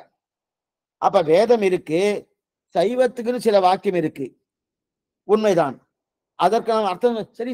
சைவத்துக்கு இருக்கிற ஒரு வார்த்தை இருக்கு சுவாமி, அந்த அர்த்தம் வைஷ்ணவா சொல்ல முடியாது. வைஷ்ணவத்துக்குன்னு சில வாக்கியம் இருக்கு, அந்த அர்த்தம் சைவா சொல்ல முடியாது அப்படின்னு இருக்கனா அப்படி கிடையாது. தானே பாருங்க, அப்படி சொல்ல முடியும், சைவம் சொல்ல முடியாது என்பது அப்படி கிடையாது. சைவனுக்கும் சாக்தனுக்கும் கானாபத்தியனுக்கும் கௌமாரனுக்கும் சில சில வாக்கியங்கள் இருக்கு இல்லையா, அந்த வாக்கியத்துக்கும் சேர்த்து வைஷ்ணவர்கள் அர்த்தம் சொல்லலாம். நல்லா புரிஞ்சுக்கோ. இது ஏன் சொல்றேன்னா, வேதத்துல சைவத்துக்கும் வாக்கியம் இருக்கு, சாக்தனுக்கும் வாக்கியம் இருக்கு, கானாபத்தியனுக்கும் வாக்கியம் இருக்கு, கௌமாரனுக்கும் இதெல்லாம் ஒவ்வொரு மதங்கள், கௌமாரனுக்கும் வாக்கியம் இருக்கு.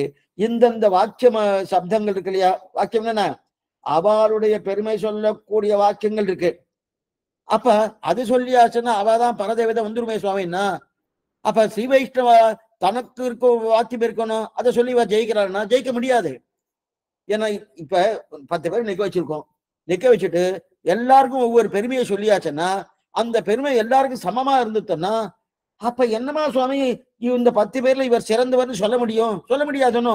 அதே போல இப்ப என்ன சுவாமி, ஒவ்வொரு வேத வாக்கியமும் ஒவ்வொரு தேவதையை குறிக்கிறதுனோ, அதனால வைஷ்ணவாளுக்கு வைஷ்ணவ வேத வாக்கியம் எடுத்துக்கிறா, கானாபத்தியத்துக்கு கானாபத்திய வேத வாக்கியம் எடுத்துக்கிறா, சைவர்கள் சைவ வேத வாக்கியம் எடுத்துக்கிறான்னா.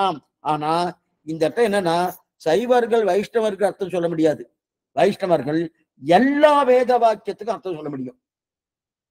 அது என்னமா சுவாமி, இது என்ன மந்திரம் போடு வேற? மந்திரம் தான் அது.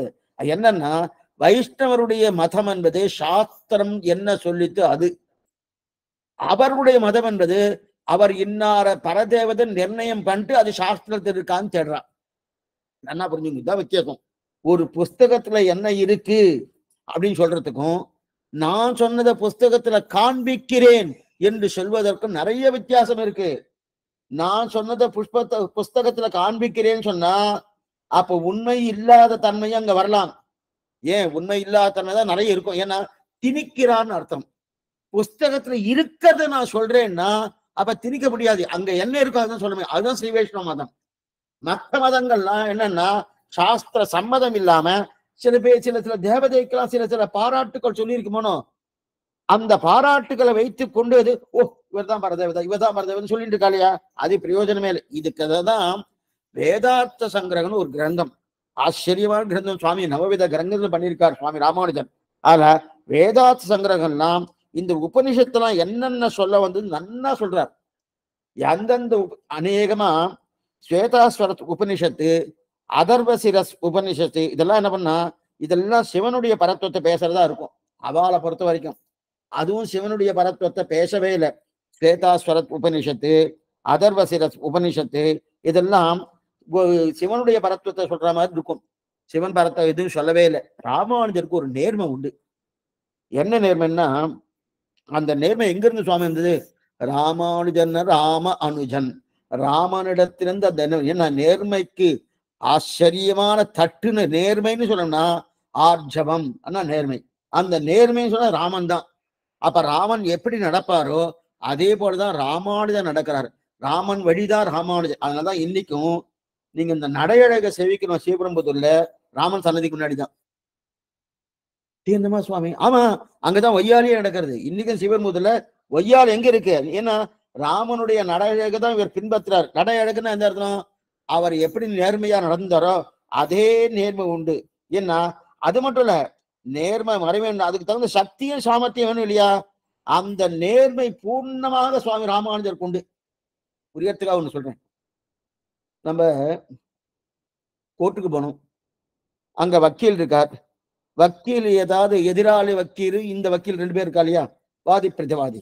அவன் எதிராளி வக்கீல் ஒரு குறிப்பை விட்டுட்டான்னு வச்சுக்கேன், குறிப்பை விட்டார் எதிராளி வக்கீல், ஓ இந்த மாதிரி நமக்கு சாதகமா ஒரு குறிப்பு இருக்கும், அந்த குறிப்பை இவர் விட்டுட்டா வச்சுக்கேன், அதையும் எடுத்து கொடுப்பார் சுவாமி ராமானுஜர்.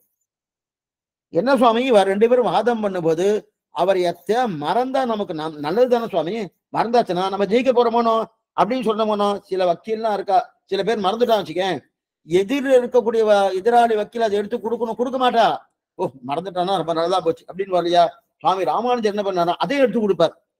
என்ன சுவாமி நீ எதிர் வக்கீலாச்சே நீ கொடுக்கலாமான்னா அப்படின்னா, நீ அதனை கொடுத்து நீ தெரிஞ்சுட்டானோ அதற்கும் சேர்த்து பதில் எங்கிட்ட இருக்கு, அதற்கும் சேர்த்து பதில் எங்கிட்ட இருக்கு அப்படின்னு தெரிவிக்கிறார். இது அத்தனை நேர்மை.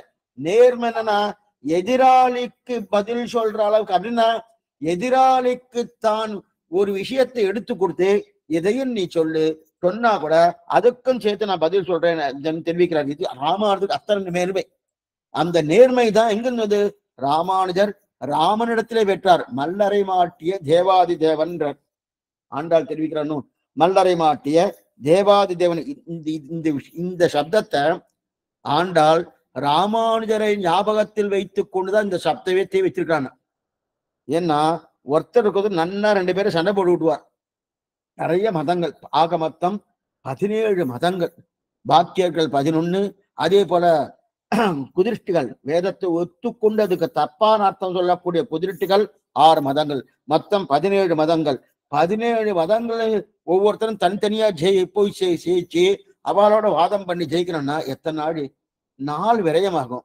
விரயமானா பகவத் கைங்கரியம், பாகவத கைங்கரியம், ஆச்சார கைங்கரியத்தை இழந்து போறதுக்கு வாய்ப்பு உண்டு இல்லையா.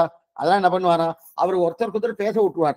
நீங்க ஒருத்தருக்கு ஒருத்தர் பேசிங்கோ, பேசிட்டு நீங்க சண்டை போட்டு, சண்டைன்னா இந்த இடத்துல என்னது வாதப்போர், அந்த வாதப்போர் பண்ணி இதுல யார் பலசாலியா அவ ஜெயிக்க போறா அவளோட நான் வாதப்போர் பண்ணி ஜெயிக்கிறேன். இதுதான் அதான் மல்லரை மாட்டிய தேவாதி தேவன். சாணூர முஷ்டிகனை எப்படி கண்ணன் கொன்றானோ அதே போலதான் இங்க. ஏன்னா அவருக்கு நேரம் வியர்த்தமாகுது இல்லையா.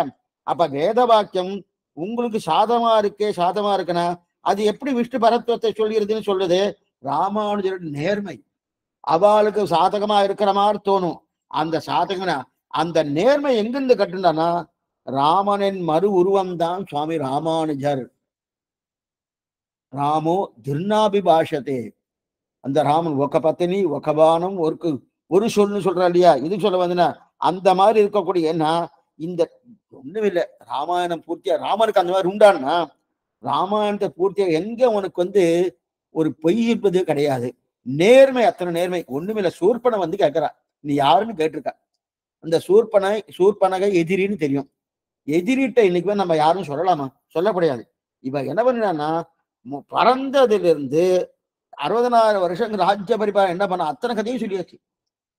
அப்படின்னா அத்தனை தூரம் நேர்மை கதை முழுதும் எடுத்து சொல்றானோ அந்த நேர்மை, அந்த நிலைதான் ஒரு துளியும் விடாம ராமாயணத்துல வந்திருக்கணும். ஆக வேண்டிய வேதங்களோடு விரைந்தின. அப்ப நமக்கு வேண்டிய வேதங்கள், அவர்களுடைய வாக்கியங்களுக்கெல்லாம் அர்த்தம் சொல்ல வேண்ட முடியாது என்பது கிடையாது. என்ன பாருங்க, நமக்கு வேண்டிய வேதங்கள். அப்ப நமக்கு வேண்டிய வேதங்கள்னா அப்ப சைவத்துக்கோ கானாபத்தியத்துக்கோ கௌமார மதத்துக்கோ ஒரு வேதங்கள், வேண்டிய வேதங்கள் இருக்கு இல்லையா, அந்த வேத சப்தங்களுக்கெல்லாம் அர்த்தம் சொல்ல முடியாதா அப்படின்றது கிடையாது. வேண்டிய வேதங்கள்னா எல்லா வேதங்கள், எல்லா வேதங்கள். அப்ப அதில் இது சிலதெல்லாம் சிவபரத்துவம் சொல்லும், சிலதெல்லாம் இந்திரனுடைய பரத்துவம் சொல்லும், சிலதெல்லாம் வருணுடைய பரத்துவம் சொல்லும். அந்தந்த வாக்கியங்களை முக்கியமா எடுத்து அர்த்தம் சொல்லியாச்சுன்னா விஷ்ணு பரத்துவத்தை சொல்ல வேண்டிய வாக்கியத்தை பத்தி பேச்சே கிடையாது. சிவனுக்கு பரத்துவம் சொல்றதுன்னா சிவன் தான் முழுமுதற் கடவுள் அப்படின்னு சில வாக்கியங்கள் இருக்கான்னு கேட்காதீங்க. அந்த மாதிரி வர கற்பனை பண்ணி சொல்லிட்டு இருக்கா. சிவனுக்கு சில கொண்டாட்டங்கள்லாம் சொல்லும், அந்தந்த தேவதைக்கு சில கொண்டாட்டங்கள் சொல்லும். ஏன் சொல்லுன்னு பின்னாடி சொல்றேன். ஏன் அந்த மாதிரி, ஏன் சுவாமி சாஸ்திரம் சொல்லி அந்த மாதிரி சொல்லலைனால நமக்கு இந்த மாதிரி கன்ஃபியூஷனை வராதா சுவாமி. சாஸ்திரம் என்ன பண்ணுங்க, இவர் தான் பரதேவதை, வேற யார்ட்டையும் போகாது அப்படின்னு ஸ்பஷ்டமா சொல்லிட்டு போயிருக்கலாமான்னா யாரும் வரமாட்டான் ஒருத்தர். ஏன்னா நமக்கு நிறைய விஷயங்கள் லோகத்துல இருந்த லோகோ பின்ன ருசின்னு தெரிவித்தார். எல்லாரும் தயிர் சாதம் தான் சாப்பிடணும், வேற எதுவும் சாப்பிடக்கூடாது. நிறைய பேர் பிராணமே போயிடும். நிறைய பேர் தயிர்னா சில பேர் ஆகாது. சில பேர் குழம்பு சாப்பிட்டு தான் சாப்பிடணும் அப்படின்னா சில பேருக்கு அது ஆகவே ஆகாது.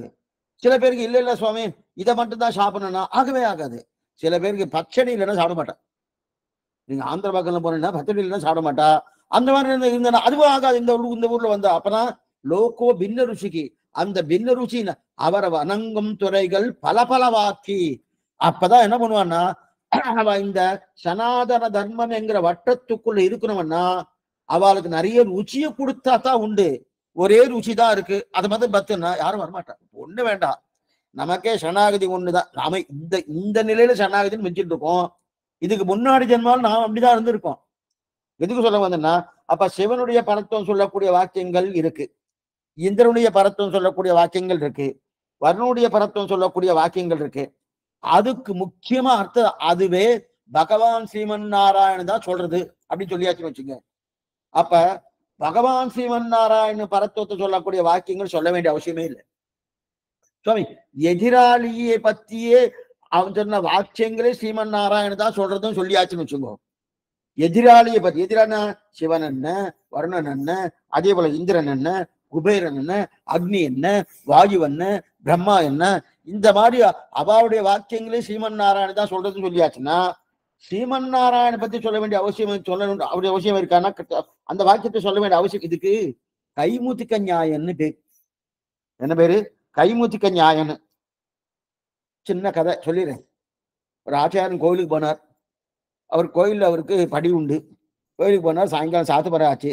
சாத்துமரம் 4 வடை கொடுத்தார். அவருக்கு 4 வடை வாங்கிட்டு வந்துட்டார். வாங்கிட்டு வந்து 2 வடை வாயில போட்டுட்டார், சாப்பிட்டார். அந்த 2 வடையை நாளைக்கு கார்த்தால சாப்பிடலாம். ஏன்னா கார்த்தால சாப்பிடலாமான்னா அந்த மாதிரிலாம் சாப்பிடக்கூடாது. ஏன்னா அன்னன்னைக்கு பண்ணது அன்னன்னைக்கு சாப்பிடணும். அது மட்டும் இல்லை, இந்த சாமான்யமா இதை இந்த மாதிரி பண்ணலாமான்னா பண்ணக்கூடாது. ஒரு ஜாமம் ஆயிடுத்தனால எந்த வஸ்து பண்ணாலும் இதுக்குன்னு இன்னைக்கு நிறைய அதுக்குன்னு வெட்டியில வச்சிருந்தா சாப்பிடுறது ஒரு நிலம் இருக்கு. சுவாமி இன்னைக்கு பண்ணிட்டேன் சுவாமி, ஒரு வாரத்துக்கு சேர்த்து வச்சுட்டு இருக்கேன் அப்படின்னு இருக்கு. அதை பத்தி ஒன்றும் பேசல. இன்னைக்கு அதான் நடந்துட்டு இருக்கு. அந்த மாதிரி கண்ணன் ஒத்துக்கல. ஒரு ஜாமம் தான் இருக்கணும். அதுக்கு மேல என்ன யாத்தயாமம் தலிகை பண்ணி ஒரு ஜாமம் ஆயாச்சுன்னா சாப்பிடக்கூடாதுன்னு தெரிவித்துக்கார். இருந்தாலும் புளியோரை இன்னைக்கு பண்ணி நாளைக்கு சாப்பிட்டா நல்லா இருக்கும். சில வஸ்துக்கெல்லாம் ஊறித்தனம் நல்லா இருக்கும். கதம்பெல்லாம் ஊறி காத்தால பண்ணி சாயங்காலம் சாப்பிட்டா அடமா நல்லா இருக்கு அப்படிங்கிறது இல்லையா? இதுக்கு இருக்கட்டும். ஆனா இந்த சுவாமி என்ன பண்ணார்? வடை வாங்கினார். வடை 2 வடையை சாப்பிட்டார். மிச்சம் 2 வடையை சிஷ்யால கூப்பிட்டார். சிஷ்யால கூப்பிட்டு அதை எடுத்து வை, நாளைக்கு காத்தால சாப்பிட்றேன்னார். இந்த சிஷ்யம் என்ன பண்ணா, அந்த மடத்துல ஒரே எலி தொல்லையா இருக்கிறபடியால ஒரு குச்சியில அந்த வடையை கோர்த்து நேரா அந்த பரன் மேல எடுத்து வச்சுட்டான். குச்சியில கோர்த்து அந்த மேல எடுத்து வச்சுட்டான். காத்தால எழுந்து சுவாமி ஆச்சாரம் எழுந்தார். எழுந்த நித்திய கர்மா முடிச்சிட்டார். முடிச்ச உடனே நேர போய் வடையை கொண்டு வாடினார். வடையை கொண்டு வரதுக்கு சிஷ்யன் போனான். சிஷ்யன் போய் பார்த்த உடனே குச்சியே இல்லை. நேரம் என்ன சொல்லிட்டு இருக்கான் ஆச்சாரன், சுவாமி குச்சியே இல்லை சுவாமின்னா. குச்சியே இல்லைன்னா வடை இல்லைன்னு கேட்பாரா? வடையத்தான் குச்சியில கோர்த்திருக்கார். குச்சியே இல்லைன்னா வடை இல்லைன்னு கேட்பாரா? கேட்க மாட்டேன். இதுக்குதான் கைமுத்துக்க நியாயம்னு பேரு. அந்த மாதிரி அந்த பரதேவதை மீது யாரு சிவாத் பரதரம் தான், சிவனே பரதேவதைன்னு சொல்லக்கூடிய வாக்கியங்களுக்கு பகவான் தான் பரதேவன் ஸ்தாபித்தாச்சுன்னா பகவான் பரதேவன் ஸ்தாபிக்க வேண்டிய அவசியமே இல்லையே. இதுக்கு சொல்ல வந்தேன்னா அந்த மாதிரி வேண்டிய வேதங்களோதி விரைந்து கிருவருத்தான் வேதைஷ சர்வேகி அகமேவ வேத்யகா வேதாந்த கிருதின்னு தெரிவிக்கிறார் இல்லையா? மொத்த வேத வாக்கியங்களும் ஸ்ரீமன் நாராயணத்தான் சொல்கிறது. மொத்த வேத வாக்கியங்களும் வேதைத்த சர்வேகி அகமேவ வேத்யகா சர்வ வேதாக யத் பதம் ஆமனந்தி வேதை சர்வாவகம் வேத வேத்யகா என்கிறபடியே வேதங்கள் எல்லாவற்றையும் ஆராதன பிரகாரத்தையும் ஆராத்திய வசதியும் சொல்லுகிறது என்று அறுதியிட்டு, அப்ப வேதைஷ சர்வேகி அகமேவ வேத்யகா மொத்த வேத வாக்கியங்களும் ஸ்ரீமன் நாராயணன் சொல்லுது. அப்ப மற்றவை எல்லாம் மற்றவற்றை கொண்டாடுபடி உள்ளதே சுவாமின்னா உள்ளதே சுவாமி. இப்ப மற்றவாலும் சொல்லியிருக்க, சிவனை பத்தி சொல்லியிருக்கு, பிரம்மா பத்தி சொல்லியிருக்கு, குபேரனை பத்தி சொல்லியிருக்கு, அக்னியை பத்தி சொல்லியிருக்கு, இவரை பத்தி சொல்லியிருக்க சுவாமி. அப்ப ஸ்ரீமன் நாராயண பத்தியும் சொல்லியிருக்கு. இப்ப ஏன் எப்படி நீங்க ஸ்ரீமன் நாராயணன் மட்டும்தான் முழு முதற் கடவுள், அவர் தான் பரதேவதன் என்னமா சொல்லலாம்? அதே போல சில வாக்கியங்கள் அங்க இருக்கு இல்லையா? சரி சுவாமி, வாக்கியங்கள் இருக்கு. அந்த வாக்கியங்கள் எப்படி இருக்கு? ஏகோகை நாராயண ஆசித் நப்ரம்மா நேசானகா நேவேத்யாவா பிருத்திவி. இந்த வாக்கியத்துல பிரம்மாவும் இல்லை சிவனும் இல்லைன்னு. அதே சிவனை பத்தி ஒரு வாக்கியம் ந சத்து நசா சத்து அப்படின்னு ரொம்ப ஃபாஸ்டா சொல்லிட்டு இருக்கேன். ஏன்னா ஏற்கனவே இதை பத்தி நம்ம பார்த்துட்டோம் கடந்த காலசத்துல. ந சத்து நசா சத்து சிவயேவ கேவலகா, சத்தும் இல்லை அசத்தும் இல்லை, சிவன் மட்டும்தான் இருந்தது அந்த காலத்திலேயும் இருக்கு சுவாமி வாக்கியம்னா. இந்த சிவன் மட்டும்தான் இருக்குன்றது யாரும் இல்ல, பிரம்மாவும் இல்ல, அதே போல சிவன் நாராயணன் இல்லைன்னு சொல்லல. ஆனா ஸ்ரீமன் நாராயண வாக்கியத்தை பார்க்கும்போது ஏகோகவை நாராயண ஆசித் ந பிரம்மா ந ஈசானகா, சிவபெருமானம் இல்லை பிரம்மாவும் இல்லை என்ற வாக்கியம் இருக்கு. சரி சுவாமி, அப்ப இந்த அங்கத்துல எதுவுமே இல்லை இல்லைன்னு சொல்லித்தே சுவாமி. அப்ப அந்த வாக்கியங்கள தப்பா? அந்த வாக்கியம் தப்பான்னா ஏன்னா மற்ற எல்லாம் கொண்டாடி இருக்க. அப்ப கொண்டாடி இருக்குன்னு என்ன அர்த்தம்? இப்ப ஒருத்தர் கையை கொண்டாடினார், ஒருத்தர் காலை கொண்டாடினார், என்ன அர்த்தம் சுவாமி? அவர் கையை தானே சுவாமி கொண்டாரு, அவரை கொண்டாடலையா? அவரை கையை கொண்டாடினா அவரை கொண்டாடினதான் அர்த்தம், அவரை காலை கொண்டாடினா அவரை கொண்டாடினதான் அர்த்தம். புரியத்துக்காக சொல்றேன். இந்த காலத்துல கார்பங்காடு சுவாமின்னு பெரிய அப்படி எனக்கு தெரிஞ்சு ஒரு கிட்டத்தட்ட ஒரு 70-80 வருஷத்துக்கு முன்னாடி இருந்தார். இப்போ அவருடைய சந்ததியா இருக்கா, அது வேற விஷயம். இருந்தாலும் அந்த சுவாமியுடைய காலட்சமா அடிக்கடி போய் கேட்பார். இவருடைய தகப்பனா போய் கேட்டு வருவார். அப்பப்ப போய் கேட்டு வரச்சே அவருடைய கார்பங்காடு ரொம்ப உயர்த்தியா சொல்லுவார், ரொம்ப நன்னா சொல்லுவார், நன்னா இறங்க சொல்லுவார். அவருக்கு ஒரு மேல இருந்து சொல்லுவார், கீழே இறங்க மாட்டார். இறங்க மாட்டாருன்னா சுவாமி எங்க அளவுக்கு நீங்க இறங்கி சொல்ல வேண்டாமான்னாரு. உங்களை இறக்குறது என்னுடைய வேலை இல்லை, உங்களை மேல தூக்குறது தான் என்னுடைய வேலை. இப்ப நான் இறங்கியாச்சுன்னா உங்களோட இறங்கி போயிருந்து பிரயோஜனம் இல்லை, அதனால மேல தூக்குறது தான் வேலைன்னு தெரிவார். எதுக்கு சொன்னோம்னா அன்னைக்கு இருக்கக்கூடிய சிஷ்யர்கள் நிறைய பேர்லாம் இருக்கா, அந்த கார்பங்காடு சுவாமி சிஷ்யர். அந்த சிஷ்யர் பெரிய விஷயம் இல்லை, இது நடந்த சரித்திரம் நானே பார்த்திருக்கேன். எங்க தகப்பனார் காலட்சேபத்துக்கு போயிட்டு வருவார். போயிட்டு வந்து தாயார்ட்ட நித்தியம் சொல்லுவார், என்ன இன்னைக்கு என்ன காலட்சேபத்துல சுவாமி என்ன சாய்ச்சான்னு சொன்னார். சொல்லிட்டு கேட்டு ஒரு நாள் போயிட்டு வந்திருக்கார். ராத்திரி படுத்து தூங்கும் போது இந்த வார்த்தையை பேசிட்டு இருப்பா. அப்படியே சிறு வயசு, ஒரு 5-10 வயசுக்குள்ள இருக்கும். இது சொல்லிட்டு இருக்கச்சே அப்ப ஒரு நாள் அவர் கேட்டு தாயார் கேட்கிறா, அப்பா சொல்லணும் சொல்லிட்டு இருக்கச்சே சரியா சொல்லலைன்னா இவர் சரியா கேட்கல. கார்பங்காடு சுவாமியுடைய காலட்சேபத்துல உட்கார்ந்துட்டு இருக்காரு, அவர் என்ன சொன்னாருன்னு கேட்கல. கேட்கணும், ஏன் இந்த மாதிரி கேட்காம விட்டுட்டேன்னு சத்தம் போட்டாங்க தாயார். அதுக்கு வர சொன்னார், எங்க கேட்க முடியாது, அவருடைய சொல்லக்கூடிய பாங்கு இருக்கு இல்லையா, அவருடைய திருவாய், அவர் சொல்லும் போது அவருடைய வாய் என்ன, அவருடைய திருக்கண்கள் என்ன, அவருடைய திருக்கைகள் என்ன, அவருடைய முகபாவம் என்ன, அவர் சொல்லக்கூடிய பாங்கு என்ன, இதை சேவிச்சாலே பூர்வம் வருதுன்னு கேட்க வேண்டாம் போல் இருக்கே என்கிற எண்ணத்தோடு அதை நான் சேவிச்சுன்னு தவிர அவரை சொல்ல வேண்டிய இது இல்லைன்னாரு. சொன்ன உடனே இப்ப நமக்கு என்ன தோணும், அப்பன்னா இந்த மாதிரி காலட்சேபம் சொல்றவாளை கேட்டா பெருமா சுவாமி அப்ப அர்த்தம் தெரிஞ்சுக்க வேண்டாமான்னு தோணுமணும். கார்பங்காடு சுவாமியா இருந்தா அதிகம் அடியேன் இல்லை. எதுக்கு சொல்ல வந்தேன்னா அந்த மாதிரி கேட்டு இருந்தா இல்லையா, இப்ப அவருடைய பாங்கு எப்படி இருக்கு, அவருடைய திருவடி எப்படி இருக்கு, அவர் இது எப்படி இருக்குன்னு சொன்ன உடனே சுவாமி திருவடியை பத்தி இதை பத்தி பேசிட்டு இருக்காரு, அவரை பத்தி பேசலையான்னு யாரா சொல்லுவாங்க, அவரை பத்தி யாரும் பேசலைன்னு ஏன்னா சொல்லுவாரு. ஒருத்தரும் கேட்கறதே கிடையாது. இது சொல்லுவேன்னா என் காலை பத்தி தான் பண்ணாரு சார், இது மாதிரி யாரும் சொல்லலையேன்னு தெளிவாங்க. இப்ப புரியத்துக்காக சொன்னேன். ஒருத்தர் கிருஷ்ணன் கூப்பிட்ட உடனே அவர் வந்துட்டார். வந்த உடனே சுவாமி என்ன கூப்பிட்டே, என்ன சுவாமி கூப்பிட்டேன்னு, நான் உண்மைத்தானே கூப்பிட்டேன் அப்படின்னாரு. ஆமா சார் நான் தான் வந்திருக்கேன். என்ன நீர் எங்க வந்திருக்காரு, நீர் வரலையேன்னாரு. என்ன சுவாமி என் பேரை சொல்லி கூப்பிட்டுருக்க, நான் வந்திருக்கேன்னா உன் பேரு உம்ம சரீரத்துக்காக ஆத்மாவுக்கான்னு, இந்த பேர் கிருஷ்ணன் பேரு உம்ம சரீரத்துக்காக ஆத்மாவுக்கான்னு கேட்டார். என்ன வம்பா இருக்கு, என்னென்னோ பேசிட்டு இருக்காரு, சரீரத்துக்கு தான், ஏன்னா எல்லா பேரும் சரீரத்துக்கு தான், ஆத்மாவுக்கு கிடையாது. சரீரத்துக்கு தான். அப்ப சரீரத்தை தானே கூப்பிட்டேன், நீரே ஆத்மாவோடு வந்தேன்னு கேட்டார். இது நல்லா கேட்டுக்கோ, இதுக்கு அர்த்தம் புரிஞ்சாதான் ஏன் சிவனையும் பிரம்மாவையும் சொல்றதுன்னு புரிஞ்சுக்கலாம். இதுக்கு அர்த்தம் புரிஞ்சுட்டா இப்ப சரீரத்தை தானே கூப்பிட்டேன், இப்ப ஒவ்வொருத்தரும் பேர் இருக்கணும், அவரவர்களுடைய பேர் சரீரத்துக்கா ஆத்மாவுக்கா? ஆத்மாவுக்கு ஒரே பேர் எல்லாருக்கும் தாசபூதாக சுதசர்வேகே, அத்தனை பேரும் தாசர்கள், ராமானுஜ அடியார்கள், இது ஆத்மாவுக்கு. அடியன் தாசன் தாசன் தாசன், இது ஆத்மாவுக்கு. அப்ப பேர் கோவிந்தன் இருக்கலாம், ராகவன் இருக்கலாம், அதே போல எத்தனையோ பேர் இருக்கலாம். ஆனா அந்த பேரெல்லாம் எதுக்கு வருது, சரீரத்துக்கு. எப்படி சுவாமி என்ன, அப்ப இதுக்கு முன்னாடி ஒரு ஜென்மம் எடுத்திருப்பேனும், அப்ப இதே பேரா இல்லையே. முதல்ல இந்த ஜென்மான்னா அதுக்கு முன்னாடி முதல்ல மனுஷ பிறவியான்னு தெரியாது, அதை ஒருவேளை மனுஷ பிறவியா அதே பேரா ஆனா பெண்ணான்னு தெரியாது. ஆனா அப்ப என்ன பேருன்னு தெரியாது. அப்ப இது எல்லாமே சரீரத்துக்கு தான் பேரு. அப்ப சரீரத்தை சொன்னா கிருஷ்ணன்னு சரீரத்தை சொல்லி கூப்பிட்டுருக்கா. கிருஷ்ணன்னு சரீரத்தை சொல்லி கூப்பிட்ட உடனே அந்த கிருஷ்ணன் வரார். வந்த உடனே அவர் ஆத்மாவை விட்டுட்டு வராரா, ஆத்மாவோடு வராரா? சுவாமி ஆத்மாவை விட்டாச்சுன்னா எங்க வர்றது? அவரை அழிச்சுன்னு போறதுக்கு 4 பேர் வேணும். அப்ப ஆத்மாவோடு தானே வந்தாகணும். அப்ப ஆத்மாவோடு வந்தாவன்னா சரீரத்தை சொல்லும் சப்தம் எல்லாமே ஆத்மாவை குறிக்கும். நல்லா புரிஞ்சுக்கணும். சரீரத்தை சொல்லும் சப்தம் எல்லாம் ஆத்மாவை குறிக்கிறது. இப்ப மற்ற தேவதைகள் எல்லாமே சரீரம் பகவானுக்கு. மற்ற தேவதைகள் எல்லாமே பகவானுக்கு சரீரம் அப்படின்னாரு. பகவானுக்கு சரீரமா சுவாமி? அங்கான்யா தேவதாகா அப்படின்னு சாஸ்திரமே சொல்றது. உபனிஷத் சொல்றது தைத்திரியம்.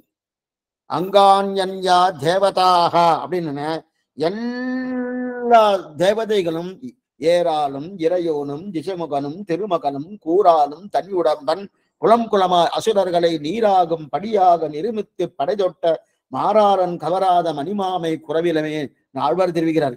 ஆழ்வார கொஞ்சம் கோச்சிக்கிறார். என்ன கோச்சிங்கன்னா, ஓ இந்த பிராட்டிக்கு திருமார்பை இடம் கொடுத்திருக்கே, அங்கேயுமா வந்து அந்த தேவதைக்கு இடம் கொடுக்கணும், அவளுக்கும் கொடுத்திருக்கே அப்படின்னு தெரிவிக்கிறார் இல்லையா? அப்படி இருக்கச்சதே எல்லாமே அவருடைய ஜெகத் சர்வம் சரீரந்தே.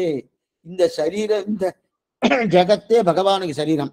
ஆமா, ஜெகத்துல இருக்க நாமும் சரீரம் தான். நம்ம என்ன நினைக்கிறோம், மற்ற தேவதைகள்லாம் சரீரம், நம்ம சரீரம் இல்லை. நாமும் சரீரம் தான், மற்ற தேவதையும் சரீரம் தான், எல்லாமே சரீரம். இப்ப சரீரத்தை சொல்லக்கூடிய சொற்கள் ஆத்மா பரியந்தம் போறதனோ. அப்ப எல்லாம் சரீரமானா அங்கான்யா தேவதான்னு பார்த்திருக்கோமே. அப்ப எப்ப தேவதைகள்லாம் பெருமாளுக்கு அங்கம் சரீரம் என்று பார்த்தோமோ, அப்ப அவையில கொண்டாடுவதில் இப்ப நேரம் சுவாமி என்னமா அவர் கண்களால வைத்து கொண்டு என்னமா படிச்சார், அவர் தன்னுடைய வாயால என்னமா அவர் பாடினார். இப்படி சொன்னா அது தப்பு என்ன இருக்கு? இப்ப வாயால என்னமா பாடினார்னா சுவாமி அவர் வேறு வாய் வேறு சுவாமி. வாய் அவரை காட்ட வேறுபட்டதுன்னு சொல்ல முடியுமாண்ணா? அவருடைய சரீரம் தானே அது. அப்ப நேரா ஏன்னா அப்ப அதுகளை கொண்டாடுறதுன்னா அவைகளை நேராடு கொண்டாடுறதுன்னு அர்த்தம் கிடையாது.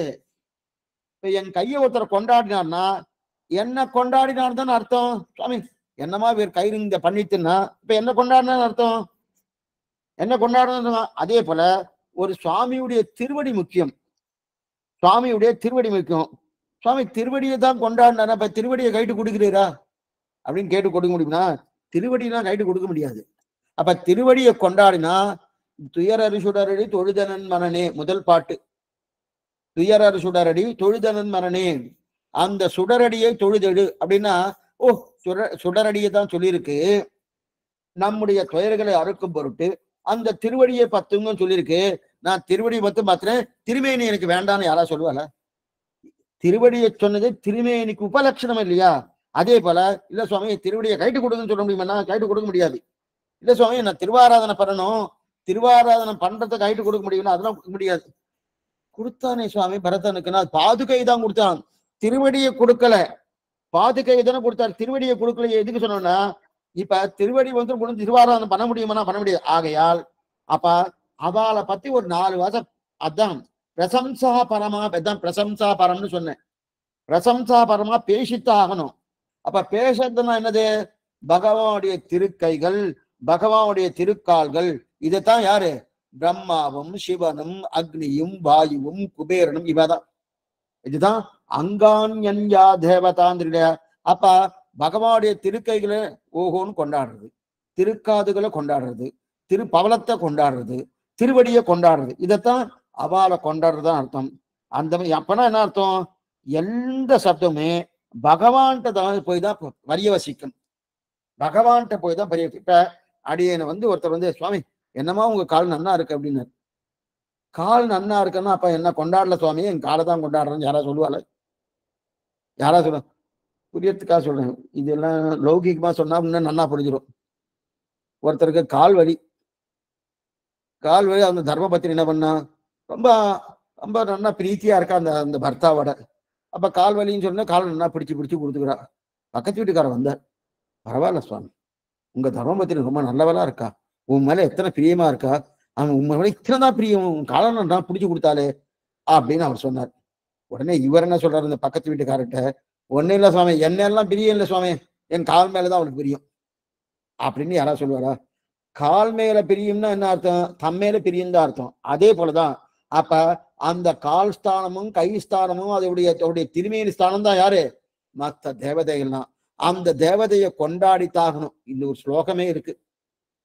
ஆகாசாத் பதிதம் தோயம் யதா கச்சதி சாகரம் சர்வதேவ நமஸ்காரகா கேசவம் பிரதிகச்சதி. இது ஒரு ஸ்லோகம். கொஞ்சம் ஜாகிரதையா கேளுங்க. ஆகாசாதி பதிதம் தோயம் யதா கச்சதி சாகரம் சர்வதேவ நமஸ்காரகா கேசவம் பிரதிகச்சதி. ஆகாசத்துல மழை பெய்யறதுனோ, மழை பெய்ந்தா எல்லா மழை தண்ணியும் சமுத்திரத்தை நோக்கித்தான் போகும் அப்படின்னு சொல்லியிருக்கு. அதே போல நான் எந்த தேவதை குறித்து கைகூப்பினாலும் அது கேசவனுக்குத்தான் நமஸ்காரம். எந்த தேவதை குறித்து கை கூப்பிடுன்னு வச்சுக்கேன், அது கேசவனுக்கு தான் நமஸ்காரம். ஏன்னா கேசவன் எல்லாருக்கும் அந்தராத்மாவாக இருக்கிறபடியாலே நான் யாரை கைகுப்பினோ அது அவருக்கு தான் போறது. வேத வாக்கியமே இருக்கு. வேத வாக்கியம் யாரை எப்படி கொண்டாடினாலும் அந்த வேத வாக்கியம் சிவனையோ அல்லது பிரம்மாவையோ அல்லது குபேரனையோ அக்னியையோ வாயுவையோ இந்திரனையோ யாரை கொண்டாடினாலும் அது கேசவனுக்கு தான் போய் சேர்றதுன்னு வேத வாக்கியம் இருக்கு. ஏன்னா எப்படி ஆகாசத்துல மழை பெய்ந்தால் அது நேரா சாகரம் என்று சொல்லக்கூடிய சமுத்திரத்துக்கு போகிறதோ, அதே போல சர்வதேவ நமஸ்காரகா எந்த தேவதையை குறித்து நாம் நமஸ்காரம் பண்ணாலும் அது கேசவனான அந்த ஸ்ரீமன் நாராயணன் தான் போய் சேர்றது அப்படின்னு சொன்னேன். இதை ஒரு இடத்துல சொல்லிட்டேன். சொன்னவன காலசம் முடிஞ்சவொடனே ஒரு ஒரு புழையாண்டா வந்தான். சின்ன பையன் தான், கிட்டத்தட்ட ஒரு 20-25 வயசு இருக்கும். சுவாமி நீங்க இது மாதிரி சொன்னீர்கள், அதனால தான் நான் எல்லா தேவதையும் நான் சேவிக்கிறேன். எல்லா தேவதையும் நான் சேவிக்கிறேன். நீங்க தானே சொன்னேன் எந்த தேவதையை சேவித்தாலும் அது கேசவனுக்கு தான் போய் சேரும் சொல்லிட்டேன். எந்த தேவதையும் சேவிக்கலாமோ? எந்த தேவதையும் அங்க என்னாச்சு? அங்க சொன்ன அங்க போய் தானே சேவிக்கணும் அப்படின்னு சொன்ன உடனே பகவானை சேவிச்சுதான் அர்த்தமானா சொல்லிட்டோம். இந்த ஸ்லோகம் வந்துருத்து. இந்த ஸ்லோகம் சொன்ன உடனே இதை விட மாட்டான். ஏன் விட மாட்டேன்னா, எப்ப இந்த ஸ்லோகம் சொல்லிட்டாரோ அப்ப எல்லாரையும் சேவிக்கலாமே சுவாமி. நீங்க தான் சரி, ஸ்ரீ வைஷ்ணவா தான் சுவாமி வர்றதில்லை. நாங்கெல்லாம் பாருங்க ஸ்லோகமே சொல்றது எந்த தேவதை சேவித்தாலும் அது கேசவம் பிரதிகட்சின்னு சொல்லிக்கலையா, சேவிக்கலாமான்னா அந்தந்த தேவதைகளுக்கு சில சில குணங்கள் இருக்கு. ரஜோகுணம் தமோகுணம் இருக்கு.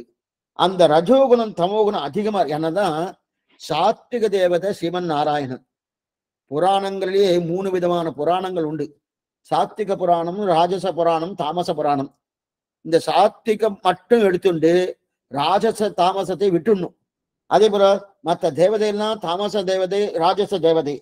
அந்த அவளை சேவிக்கலாமான்னா ஏற்கனவே எனக்கு ராஜசம் இருக்கு தாமசம் இருக்கு, என்ன அந்தந்த குணம் இருக்கு. அதை ஒழிச்சுட்டு சத்துவகுணம் மட்டும் எனக்கு இருந்தா தான் பகவத் தியானம் பூர்ணமா பண்ண முடியும். இல்ல தாமசம் வந்தாலும் சோம்பேறித்தனமா ஒரு தூங்கி வழிகிண்டு யாரை எப்படி கொள்ளையடைக்கலாம்னு தோணும். அதே ராஜசம் வந்துட்டோன்னா அதெல்லாம் வேண்டாம் சுவாமி, என்ன நானே பாத்துக்கிறேன் அப்படின்னு செல்ஃபிஷா இருக்க தோணும். இந்த ரெண்டுமே இருக்கப்படாது. எப்படி இருக்கணும்? மற்றவாளுக்கு உபயோகப்படணும், பகவானுடைய நிலைக்காக இருக்கணும் அப்படின்னு இருக்கா இல்லையா? அது எங்க கிடைக்கும்? சாத்விக தேவதைத்தனம் கிடைக்கணும்.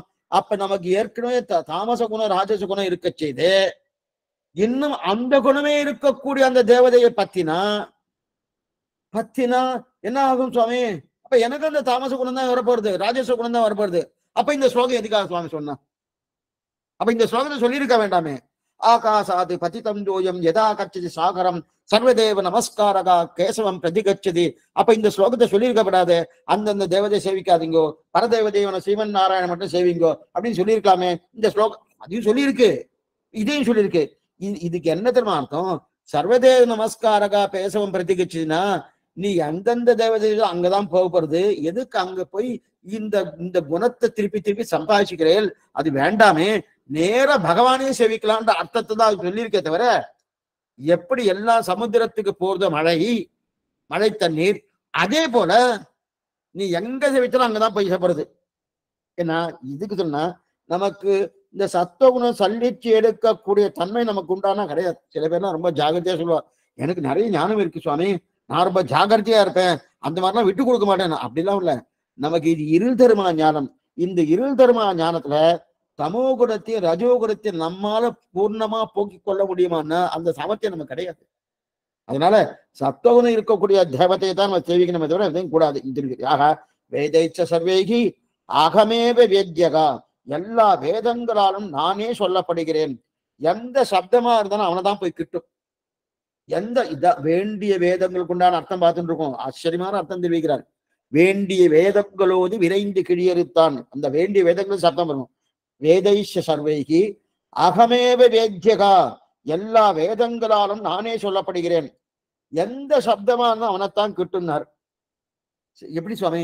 சிவகா, இது பகவான் சிவன் நாராயணன் சொல்லுமா? சொல்லும். சொல்லுமா சுவாமி? சொல்லும். இதுக்கு ரூட்யர்த்தம் யௌகிகார்த்தம்னு ரெண்டு இருக்கு. இது ஏற்கனவே நம்ம பார்த்துருக்கோம். ரூட்யர்த்தம் யௌகிகார்த்தம்னு பிரசித்தமா ஒரு சப்தம் இருக்கும், பதச்சேர்க்கையால ஒரு சப்தம் வரும். சிவகான்னா மங்களத்தை கொடுக்கறதுன்னு அர்த்தம். அப்ப பெருமாள் மங்களத்தை கொடுக்கலையா? தாராளமா சொல்லலாம். அது போல ஸ்தானு சிவனுக்கு பேரு, அக்னி அக்னி யாருக்கு பேரு? அக்னி பகவானுக்கு பேரு. இந்த சப்தம் எல்லாமே பகவானைத்தான் சொல்லும். ஏன்னா சம்ஸ்கிருத பாஷையில இந்த தாத்துவை வைத்துக்கொண்டு அர்த்தமே சொல்லுவா. அக்னிங்கிற சப்தத்துக்கு என்ன தெரியுமா? அக்ர நயதீதி அக்னிகி, அக்ர நயதீதி அக்னிகி அப்படின்னு. இந்த ஃபாஸ்டா தான் போயிட்டு இருக்கேன், உங்களுக்கு ஏற்கனவே இதெல்லாம் சொல்லியிருக்கேன், அதனாலதான் இருக்கேன். அக்ர நயதீதி அக்னிகி, அக்னின்னா என்ன அர்த்தம் பார்ப்போம் முதல்ல. யார் அக்னி யார் சேவிக்கிறாரோ, அந்த சேவிக்கக்கூடிய அந்த அக்னியை யார் சேவிக்கிறாரோ அவளை அக்னி பகவான் கையை பிடித்து கொண்டு முன்னேற்ற பாதையில் கொண்டு செல்கிறான். இதுதான் அந்த அக்னி என்ற சப்தத்துக்கு அர்த்தம். இதனால் தாத்துவை வைத்துக் கொண்டு சம்ஸ்கிருத பாஷைக்கு நேரடியா அர்த்தம் வராது, அதுக்கு ஒரு தாத்து இருக்கு. அந்த தாத்துவை வைத்துக் கொண்டு அர்த்தம் சொல்றான். அப்படி இருக்கச்சே அக்ரநயதீதி அக்னிகி என்கிறதுன்னு முன்னேற்ற பாதை ஐசியம் வரும்னா, அப்ப அக்னி என்ற சொல்லு பகவானை குறிக்கின்ற. ஏன் சுவாமி முன்னேற்ற பாதை? அவர் தானே என்ன ஐஷன் போறாரு. நான் சீவைகுண்ட ஐஷம் போறது முன்னேற்ற பாதை தானே, அர்ச்சராதி மார்க்கத்தை ஐஷம் போறது அவர் தானே. அப்ப முன்னேற்ற பாதை ஐஷம் போறது அவர் தானே. அக்னி என்று சொல்லி பகவானை குறிக்கும். இத வேதவியாசர் தன்னுடைய பிரம்மசூத்திரத்தை தெரிவிக்கிறார். ஏன்னா பிரம்மசூத்திரம் என்றது வேதவியாசர் ஜெயினி பகவான் ரெண்டு பேரும் சேர்த்து எழுதினது. முதல்ல வேதவியாசர் சொன்னது எந்த சப்தமா இருந்தாலும் அது பகவானைத்தான் குறிக்கும். எந்த சப்தமா எடுத்துக்கலாம், லோகத்துல எந்த சப்தம் எடுத்துட்டாலும் அது பகவானைத்தான் குறிக்கும். என்னமா சுவாமின்னா, ஆமா, ஏன்னா பகவான் அந்தராத்மாவாக இருக்கிறபடியால். என்ன புரிஞ்சுக்கணும், பகவான் அந்தராத்மாவாக இருக்கிறபடியால் அது பகவானைத்தான் குறிக்கும். எது போல இத்தனை நாள் நம்ம பார்த்தோமோ, சரீரத்தை சொல்லக்கூடிய சப்தம் எல்லாம் அடியனை சொல்லித்தோணும். சரீரத்தை சொல்லக்கூடிய சப்தம் எல்லாம் அடியனை எப்படி எப்படி எப்படி பார்த்தோம்? கிருஷ்ணன் ஒருத்தர் கூப்பிட்டார், கூப்பிட்டோன்னு நான் வந்தேன். வந்தவொடனே என்ன சொன்னார்? சுவாமி நீ ஏன் சுவாமி ஆத்மாவோடு வந்து என்ன சரீரத்தை சொன்னது? ஆத்மா பரியந்தம் போறதோனும். கிருஷ்ணன்ங்கிற பேர் சரீரத்துக்கு தான், ஆத்மாவுக்கு கிடையாது. ஆனா ஆத்மாவோடு வந்துட்டு இருக்கணும். அப்பனா என்ன இருக்கு? சரீரத்தை சொல்லக்கூடிய சப்தம் ஆத்மா போயிட்டணும். அப்ப மற்ற தேவதைகள்லாம் சரீரம், ஆத்மா யாரு? பகவான் ஸ்ரீமன் நாராயணன். அப்பதான் பரமாத்மான்னு பேரு. மற்றதெல்லாம் அவெல்லாம் அங்கங்கள், அங்கான்யா தேவதையா இருக்கு இல்லையா? அப்ப அப்படி இருக்க செய்து இத சொல்லக்கூடிய சப்தங்கள் அதுக்கு தெரியுது. அதே போல எந்த சப்தத்தாலும் எந்த தேவதை சொன்னாலும் அதற்கு அந்தர்யாமியா இருக்கக்கூடிய அந்த பெருமாள் பரியந்த போர்தனும் அந்த அளவுக்கு சொல்லணும். இது வேதவியாசர் சொன்னது. அதனால அந்தர்யாமியாக பகவான் இருக்கிறபடியாலே எந்த தேவதை சொல்லக்கூடிய சப்தமும் அவர் பரியந்த போயிடும். ஏன்னா அவர் தானே அந்தராத்மா. அந்தராத்மா இந்த தேவதைக்கு அதுவே நேரா படத்தை கொடுக்கணும், படத்தை கொடுக்காது. என்ன சொல்றேன்? இப்ப இது வேதவியாசர் சொன்னார். அவருடைய சிஷ்யர் ஜெய்மினி. ஜெய்மினி இன்னும் கொஞ்சம் வேற மாதிரி சொல்றார். என் ஆச்சாரன் நன்னதான் சொன்னார், இந்த ஒன்றும் கட்டம் இல்லை, நன்னதான் சொன்னார். ஆனா இப்படி தொட வேண்டியதை இப்படி தொட்டுன்னு இருக்கார். மூக்க தொடணும்னா இப்படி இப்படி தொட்டுலாமனோ, இப்படி தொடர்ந்து விட்டு இப்படி கையை சுச்சுண்டு வாங்கணும். அது கல்யாண பிரகரணத்துல தர்மபத்தினிக்கு அப்பதான் கல்யாணம் ஆயிருக்கு இல்லையா, மாங்கல்யம் ஆயிடுச்சு. தர்மபத்தினிக்கு அவ ஏதோ குங்குமம் இல்லோ மஞ்சளோ இல்ல பெருமாளுடைய பிரசாதம் வந்துட்டு வச்சுக்கேன். அந்த பிரசாதத்தை அவ அந்த எப்ப கல்யாணம் ஆயிடுத்து அப்ப இவரே எல்லாம் வரலாம். அப்ப இந்த பர்த்தா என்ன பண்ணுவான்னா இப்படி வைக்க முன்னாடி அப்படிலாம் வைக்கப்படாது, இப்படி சுத்திட்டு வாங்கணும். அந்த மாதிரி இப்ப வியாசர் என்ன பண்றாருன்னா சுத்திண்டு வந்து சொல்றா பாரு, எங்க ஆச்சாரியம் சொல்லிட்டாருன்னு ஜெய்மினி சொல்றாரு. ஏன் இன்னைக்கு என்ன கஷ்டப்பட்டு தொட்டு இருக்காரு, நான் நேராக அர்த்தம் சொல்றேன். நேரா என்ன சுவாமி அர்த்தம் சொல்றேன்? இந்த சப்தமே பெருமாள் தான் சொல்லுனார். இந்த சப்தமே அதத்தான் அவர் சொன்னார். அவர் எப்படி சொல்லியிருக்காரு பாருங்கோ, நான் எப்படி சொல்றேன்னு பாருங்கோ. வியாசர் சொன்னது விஷயம் என்னன்னு பார்க்கணும், ஜெய்மினி சொல்லக்கூடிய விஷயம் என்னன்னு பார்க்கணும். சிவ என்கிற சப்தம், சிவனுங்கிற சப்தம் பகவானைத்தான் குறிக்குன்னு வியாசர் சொன்னார்.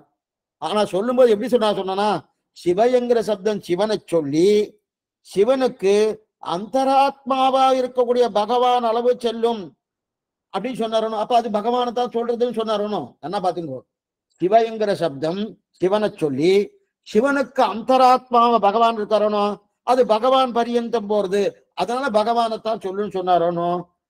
அவ்வளவு தூரம் இழுக்க வேண்டாம். ஜெய்மினி சொல்லாரு, சிவ என்ற சப்தமே நாராயணத்தான் சொல்லுன்ட்டார்.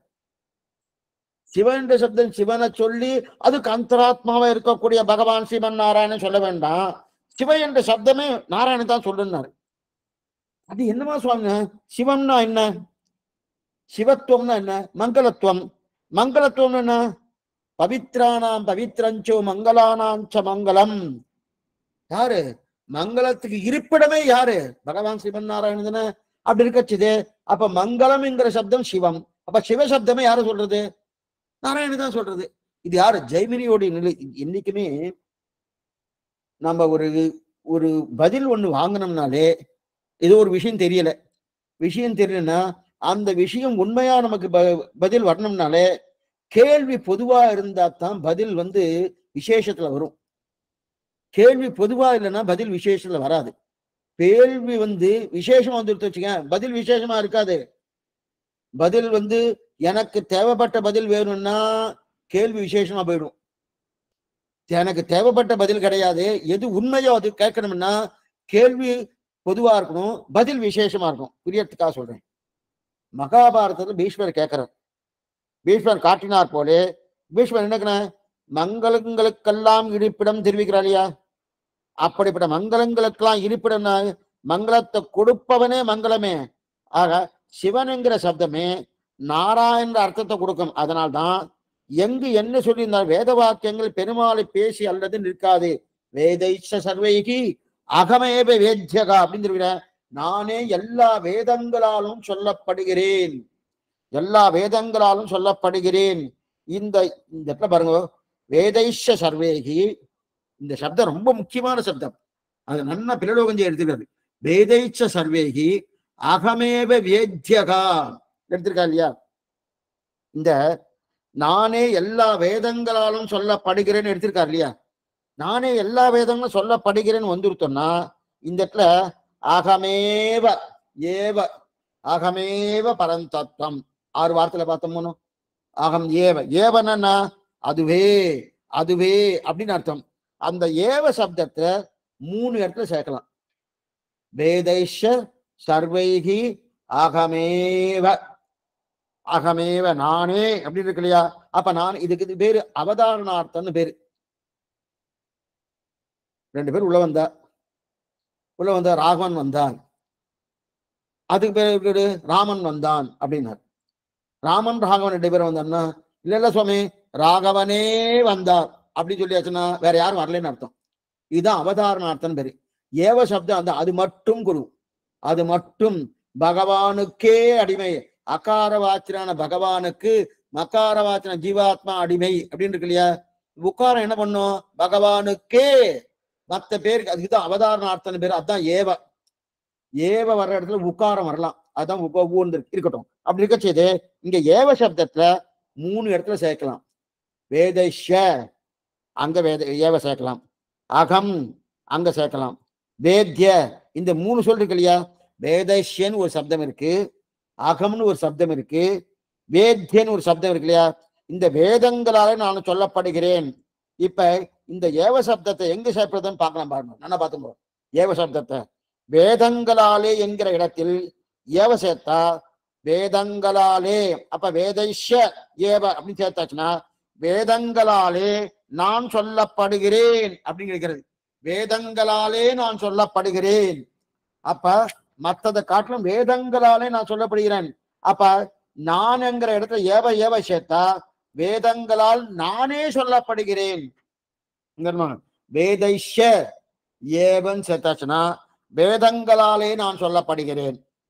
அடுத்து அகம், அகமேவ, அகமேவங்கிறத ஏவ சேர்த்தாச்சுன்னா வேதங்களால் நானே சொல்லப்படுகிறேன். அதுக்கப்புறம் வேதேச்ச சர்வேகி அகமே வேத்யகா, வேத்யகா சப்தத்தோடு ஏவ சேர்த்தாச்சுன்னா சொல்லப்படுகிறேன் என்று சேர்த்தா வேதங்களால் நான் சொல்லப்பட்டே தீருவேன். இந்த 3 அர்த்தம் கிடைக்கிறது. அப்ப வேதங்களாலே நானே சொல்லப்படுகிறேன், அது மட்டும் இல்ல வேதங்களாலே நான் சொல்லப்படுகிறேன் என்று கிடைக்கிறது. அது மட்டும் இல்ல வேதங்களால் நானே சொல்லப்படுகிறேன், அது மட்டும் இல்ல வேதங்களால் நான் சொல்லப்பட்டே தீருவேன். இந்த அர்த்தம் கிடைக்கிறது இல்லையா? அப்ப 3 இடத்துல சேர்க்கலாம். முதல்ல வேதத்தில் சேர்த்தால் வேதங்களே என்னை சொல்லும், அப்ப மற்ற எதுவும் சொல்லாது, வேதங்களே என்னை சொல்லும். அப்படின்னா நீ கண்ணால பார்த்ததெல்லாம் என்ன தெரிஞ்சு கொள்ள முடியாது. வேதங்கள் என்ன சொல்லும்னா அர்த்தம், பிரத்யக்ஷம் என்ன சொல்லாது, அனுமானம் என்ன சொல்லாது. என்ன பிரத்யக்ஷமா பகவானை செவிக்க முடியுமா? ஊற்றமுடையாய் பெரியாய் உலகினில் சோத்திரமா நின்ற சுடரே தூயிலான்னு சொல்லி ஆண்டாள் பாசுரம். அப்படி இருக்கச்சே பிரத்யக்ஷத்தால பகவானை செவிக்க முடியாது. அனுமானம் பண்ணி பண்ணலாமா சொன்னே? பிரத்யக்ஷம் இல்லைன்னா அனுமானத்தை ஒண்ணுமே பண்ண முடியாது. அனுமானம் பண்ணி தெரிஞ்சு கொள்ள முடியாது. பகவானை அறிவதற்கு ஒரே பிரமாணம் பிரத்யக்ஷமும் கிடையாது, அனுமானமும் கிடையாது, சப்த பிரமாணம் மட்டும்தான். அப்ப சப்த பிரமாணம் இதத்தான் ஸ்ரீபாஷத்தில் இருக்கிற சாஸ்திர யோனித்வாது, சாஸ்திர யோனித்வாது. இதுக்கு வந்து ஒரு தனி அதிகரணமே வச்சிருக்கார் சுவாமி. அந்த சாஸ்திர யோனித்வால முதல்ல பெருமாளை பெற்ற பிரம்மம் ஜெகத்காரன் தெரிவிக்கிறாள் இல்லையா? பிரம்மத்தை எது கொண்டு தெரிஞ்சுக்கலாம்னா சாஸ்திர யோனித்வாது. சாஸ்திரம் ஒன்றுதான் பிரம்மத்தை அறிந்து கொள்ள வழி, வேற வழியே கிடையாது. அனுமானம் முடியாது, பிரத்யக்ஷம் முடியாது. அதுதான் வேதை ரேவ அகமேத்யகா, வேதை ரேவ அகமேத்யகா, வேதங்களாலே நானே சொல்லப்படுகிறேன். அப்பனா வேதைகி அகம் ஏவ வேத்யகா, வேதைகி அகம் ஏவ வேத்யகா, வேதங்களால் நானே சொல்லப்படுகிறேன். யார் யாரையோ சொல்றதுன்னு தப்பு கணக்கு பாடாதீங்கோ. வேதைகி அகம் வேத்ய ஏவச்ச, அகம் வேத்ய ஏவச்ச. இப்ப வேத்யன்றதுல ஏவ போட்டினா வேதங்களாலே நான் சொல்லப்பட்டே தீருவேன், வேதங்களாலே நான் சொல்லப்பட்டே தீருவேன். அப்ப என்னை சொல்லாமல் வேதங்களால இருக்க முடியாது. வேதங்களை என்ன சொல்லாம இருக்குமானா என்ன சொல்லாம வேதங்களா இருக்க முடியாது. சரி சுவாமி, அப்ப வேதத்துக்கும் பகவானுக்கு என்ன பெருமை? என்ன வேதத்துக்கும் பெருமானுக்கு என்ன தொடர்பு? பெருமை இருக்கட்டும், தொடர்பு என்ன சுவாமினா பகவானுக்கு ரொம்ப பெருமை. என்ன பெருமைன்னா வேதத்தால் சொல்லப்படுகிறான்னு என்று எல்லாம் சொல்லுவா. வேதத்தால் பகவான் சொல்லப்படுகிறான். சரி, வேதத்துக்கு என்ன பெருமைன்னா என்ன பெருமைன்னா ரொம்ப பெருமை. பெருமானை சொல்லிட்டு, பெருமானை சொல்லிட்டுன்னு வேதத்துக்கு பெருமை. வேதத்தாலே நான் சொல்லப்படுகிறேன்னு பகவானுக்கு பெருமை. என்ன சுவாமி, ராமசாமி வீடு எங்க இருக்குன்னா கிருஷ்ணாமி வீடு, கிருஷ்ணாமி வீடு எங்க இருக்குன்னா ராமசாமி வீடு நீ சொல்ற மாதிரி இருக்குன்னா வேதத்துக்கு பெருமை பகவானை சொல்லி அள்ளி நிற்காது, பகவானை சொல்லிட்டேன்னு. பகவானுக்கு பெருமை வேதங்களாலே நான் சொல்லப்பட்டேன். அத்தனை வைபவம் வேதத்துக்கு. எதுவும் சொல்ல வந்தேன்னா இதுவே வேதங்களுக்கும் பகவானுக்கு இருக்க ஒரு நெருங்கிய தொடர்பு. இப்ப ஆழ்வார் தெரிவிக்கிற பன்னலார் பயிலும் பரணே பவித்திரனே. இதத்தான் ஆண்டாள் திரு ஊற்றமுடையாய் பெரியாய் ஏற்ற கலங்கள் எதிர்வங்கி மீதளிப்ப மாற்றாதே பால் சொரியும் வள்ளல் பெரும்பதுக்கள் ஆற்றப்படைத்தான் மகனை அறிவுராய் ஊற்றமுடையாய் பெரியாய் உலகினில் தோற்றமா நின்ற சுடரே. அப்படின்னா சரி, வேதத்துல என்ன சொல்லிட்டு சுவாமி? வேதத்துல என்ன சொல்லி யாரை ஆராதிக்கப்படணும்னு வேதம் சொல்லும், எப்படி ஆராதனம் பண்ணணும்னு வேதம் சொல்லும். என்ன புரிஞ்சுக்கோ, யாரை ஆராதிக்கப்படணும்னு வேதம் சொல்லும், எப்படி ஆராதிக்கணும் வேதம் சொல்லும். இந்த ரெண்டும் தான் வேதத்துக்கும் வேதாந்தத்துக்கும் இருக்கக்கூடிய செயல்கள். அப்பனா வேதங்கள் ரெண்டா பிரிக்கலாம். கொஞ்சம் நல்லா நினைவானு கட்டுங்கோ. கிடுகிடுன்னு தான் போயின்னு இருக்கேன், ஒன்றும் கஷ்டம் இல்லை, ஒன்றும் சிரமமே இல்லை. நிறைய பார்த்துருக்கோம் இந்த விஷயத்தை பத்தி, அதனால உங்களுக்கு நல்லா புரியுன்றது தான் சொல்லியிருக்கேன். இப்ப வேதத்தை ரெண்டா பிரிக்கலாம். ஒண்ணு வேதம், ஒண்ணு வேதாந்தம். வேதம் வேதாந்தம் இல்லையா? வேதம் என்பது பூர்வ பாகம், வேதாந்தம் என்பது உத்தர பாகம். உபனிஷத்துக்கள், உபனிஷத்துக்கள்லாம் வேதாந்த பாகம், வேதம் என்பது பூர்வ பாகம். அப்படி இருக்கச்சே உபனிஷத்துக்கள் உத்தர பாகம். அப்ப வேதங்கள் கர்மத்தை சொல்லும், வேதாந்தம் பிரம்மத்தை சொல்லும். என்ன புரிஞ்சுக்கோ, வேதங்கள் கர்மத்தை சொல்றது, வேதாந்தம் பிரம்மத்தை சொல்றீங்க. அப்ப வேதாந்தம் பிரம்மத்தை சொல்லி சுவாமி, இப்ப கர்ம விசாரம் பிரம்ம விசாரம் ரெண்டுமே செய்யணும். அப்ப வேதமும் கத்துக்கணும், வேதாந்தமும் கத்துக்கணும். வேதம் கர்ம விசாரம், கர்மத்தை பற்றி சொல்லணும். வேதாந்தம் பிரம்ம விசாரம், பிரம்மத்தை சொல்லணும். அப்ப கர்மங்கள்லாம் என்ன பண்ணி சொல்லணும்னா, பெருமாளுக்கு எப்படி திருவாராதனை பண்றதுன்னு தான் கர்மம். எப்படி திருவாராதனை பண்ணணும் அதுதான் கர்ம விசாரம் பண்ணணும். சரி சுவாமி, பண்ணணும் பண்ணணும்னா யாருக்கு சுவாமி, யாருக்கு பண்ணணும் அப்படின்னு சந்தேகம் வந்துருச்சுன்னா உடனே உபனிஷத்து, அதான் வேதாந்தம். அந்த வேதாந்தம் பிரம்மத்துக்கு பண்ணணும்னு சொல்லும். ஆக யாரை ஆராதனம் பண்ணணும் என்பது உபனிஷத்துக்கும், எப்படி ஆராதனம் பண்றது என்பது வேதமாகிய ரிக்வேதம் என்ன, எதிர்வேதம் என்ன, சாமவேதம் என்ன, அதர்வன வேதம் என்ன, இந்த வேதங்கள்லாம் என்ன பண்ணும், இந்த வேதங்கள்லாம் பூர்ணமா அதான் சொல்லும். அப்ப வேதம், ரிக்வேதம், எதிர்வேதம், சாமவேதம் இது கர்மபாகம். இந்த கர்மம் என்ன பண்ணும், என்னென்ன திருவாராதனை எப்படி பண்ணணும்னு சொல்லும். அதை உபனிஷத்துகள் உத்தரபாகம். அந்த உத்தரபாகம் தான் என்னது, அந்த உபனிஷத்து, அந்த அதான் வேதாந்தம். அந்த வேதாந்தம் என்ன பண்ணா, எந்த தேவதை குறித்து ஆராதனை பண்ணணும்னு சொல்லணும். இதுதான் பூர்வ பாகம், உத்தரபாகம். சரி சுவாமி, இந்த இடத்துல இந்த 4 இருக்கு இல்லையா, இந்த 4ம் கர்மத்தை, எந்த ரிக்வேதம், எதிர்வேதம், சாமவேதம், இந்த கர்மத்தை சொல்றதுனும் என்னென்ன கர்மா என்னைக்கு எப்படி பண்ணணும் என்பது தெரிவிக்கும். எது ரிக்வேதம், எதிர்வேதம், சாமவேதம், அனதர்வேதம். என்னென்ன கர்மா என்னென்னைக்கு எப்படி பண்ணணும். நம்ம இன்னைக்கு இத்தனை கர்மா பண்ணிருக்கோம், எல்லாமே வேதம் சொல்லப்பட்டதுதான். ஆனா யாரை குறித்து பண்ணணும் அப்படின்னு தேவதை குறித்து சொல்றது இல்லையா. இப்ப என்னன்னா, நமக்கு என்ன தோணும்னா, முதல்ல கர்மா, வேதத்துல முதல்ல சொல்லப்பட்டது கர்மா. கர்மானா வாயவ யாகம், ஜோதிஷ்டோம யாகம். அப்ப வாயவ யாகம் பண்ணி வாயுவை ஆராதித்தேன், ஜோதிஷ்டோம யாகம் பண்ணி இந்திரனை ஆராதித்தேன். அப்ப இந்தந்த யாகம் என்னென்ன ஆராதிக்கணும், இது முதல் படி. இது முதல் படி, என்னென்ன ஆராதனம், இன்னென்ன படி. வாயவ யாகம் நிறைய பணங்காசு கிடைக்கும். வாயவ யாகம் பண்ணா அது யார் சுவாமி, வாயுவை ஆராதித்தா நிறைய பணங்காசு. இந்திரனை ஆரம்பிச்சா சொர்க்கத்துக்கு போகலாம். ஜோதிஷ்டோமோ சொர்க்க காம எஜேத்த அப்படின்னு சொல்லி சொல்லியிருக்கு. சரி சுவாமி, இது முதல் படி.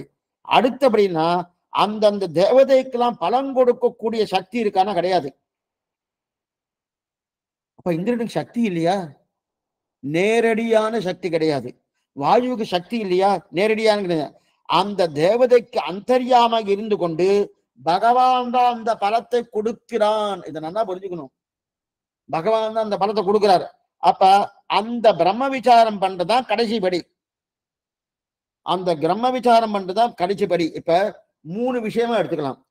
முதல்ல கர்ம விசாரம், அடுத்து என்னது, கர்மங்களாலே ஆராதிக்கப்படுகிற தேவதா விசாரம், அடுத்து அந்த தேவதைக்கு அந்தர்யாமியாக இருக்கக்கூடிய பிரம்மத்தை பற்றி விசாரம். இப்ப 3 விஷயமா வந்துருத்தா. இப்ப முதல்ல 2 தான் பார்த்தோம்.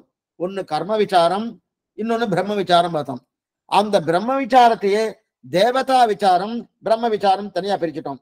அப்ப கர்மம், அந்த கர்மத்தாலே ஆராதிக்கப்படுகிற தேவதைகள். என்ன தேவதை சுவாமி, இந்திரனுக்கு ஜோதிஷ்டோம யாகம் பண்ணிட்டு இருக்கும், வாயுவுக்கு வாயவிய யாகம் பண்றோமோ, இந்த இது தேவதா விசாரம்.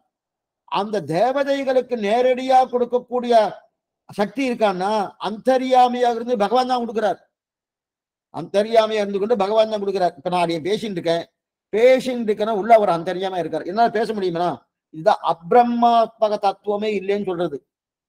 பிரம்மம் நமக்குள்ள இல்லைன்னா அந்த வஸ்துவே இல்லைன்னு அர்த்தம். அப்ப அவக்குள்ள பிரம்மம் இருந்துட்டு அந்தர்யாமம் இருந்து அவளை பலம் கொடுக்குறா இல்லையா. இந்த விஷயத்தை தான் ஃபுல்லா விசாரிக்கிறார். இதுக்குதான் பூர்வ மீமாம்சா உத்தர மீமாம்சான்னு பேரு. இந்த விஷயத்துக்கு தான் கர்மத்தை விட்டுடுங்க. பூர்வ மீமாம்சா உத்தர மீமாம்சான்னு பேரு. அப்படின்னா மீமாம்சான்னு பூஜ்ய விஷய விசாரே, உயர்ந்த விஷயத்தை பற்றி விசாரிக்கிறது தான் விசாரம் பண்ணினா இது மீமாம்சான்னு பேரு. சாரீரக மீமாம்சா, ஸ்ரீபாஷ்யத்துல இது சாரீரக மீமாம்சா அப்படின்னா அது கிட்டத்தட்ட 20 அத்தியாயங்களோடு கூடியது. சாரீரக மீமாம்சா இதெல்லாம் நம்முடைய முன்னோர்கள் நிறைய எழுதியிருக்காரு. வேலுக்குடி வரதாச்சார சுவாமி இதெல்லாம் நிறைய டிஸ்கஸ் பண்ணியிருக்காரு. சாரீரக மீமாம்சா அப்படின்னு அது 20 அத்தியாயங்களோடு. முதல்ல கர்மகாண்ட 4 அத்தியாயம், அதற்கு மேல தேவதா காண்டம் 12 அத்தியாயம், அதற்கு மேல பிரம்மகாண்டம். இந்த பிரம்மகாண்டம் தான் பிரம்மசூத்திரம்னு பேரு. அந்த பிரம்மகாண்டம் தான் வேதவியாசன் பிரம்மசூத்திரம். அப்ப 4 அத்தியாயம் கர்மகாண்டம், இதான் சாரீரக மீமாம்சான்னு பேரு. சாரீரக மீமாம்சால தானே பாத்துக்கோ 20 அத்தியாயங்கள். அந்த 20 அத்தியாயங்கள்ல 4 அத்தியாயம் கர்மகாண்டம், 16 அத்தியாயம் தேவதா காண்டம், 12 அத்தியாயங்கள், சாரி 12 அத்தியாயம். என்ன மொத்த தேவதையை பத்தி 12 அத்தியாயம் இருக்கு. அதே பிரம்மகாண்டம் என்ன சுவாமின்னா 4 அத்தியாயம் தான். அந்த 4 அத்தியாயம் தான் பிரம்மசூத்திரம். அந்த பிரம்மசூத்திரத்துக்கு தான் சுவாமி ஸ்ரீபாஷன்னு வியாக்கியானம் பண்ணியிருக்கார்.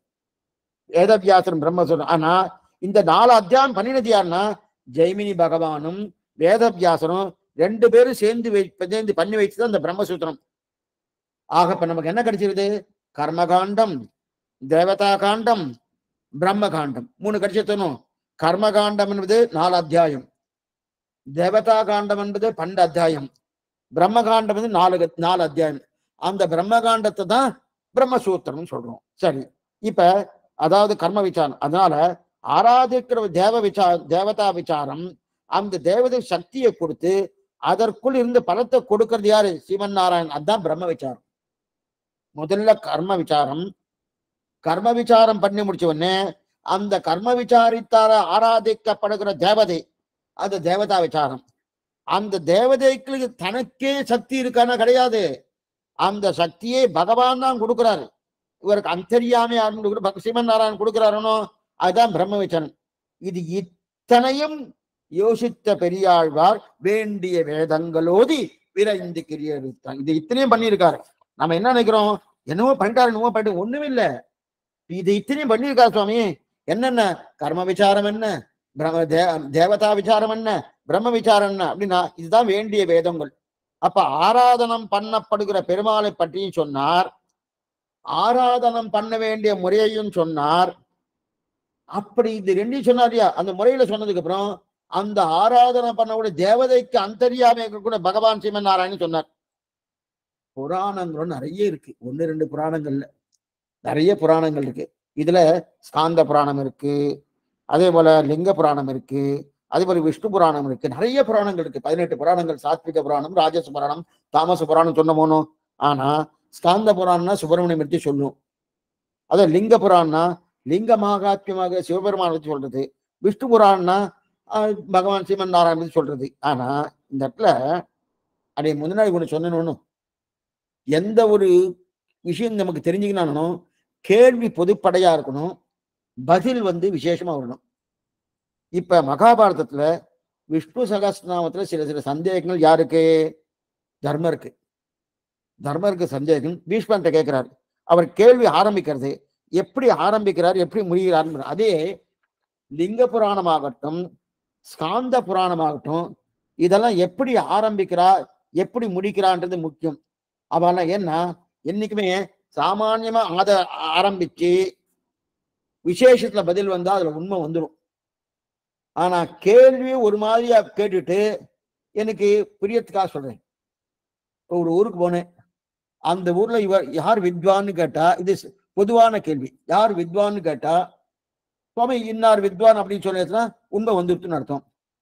எனக்கு அந்த ஊர்ல ஒரு சுவாமியை பிடிச்சிருக்கு, அவர் தான் வித்வான்னு சொல்லணும்னு ஆசை.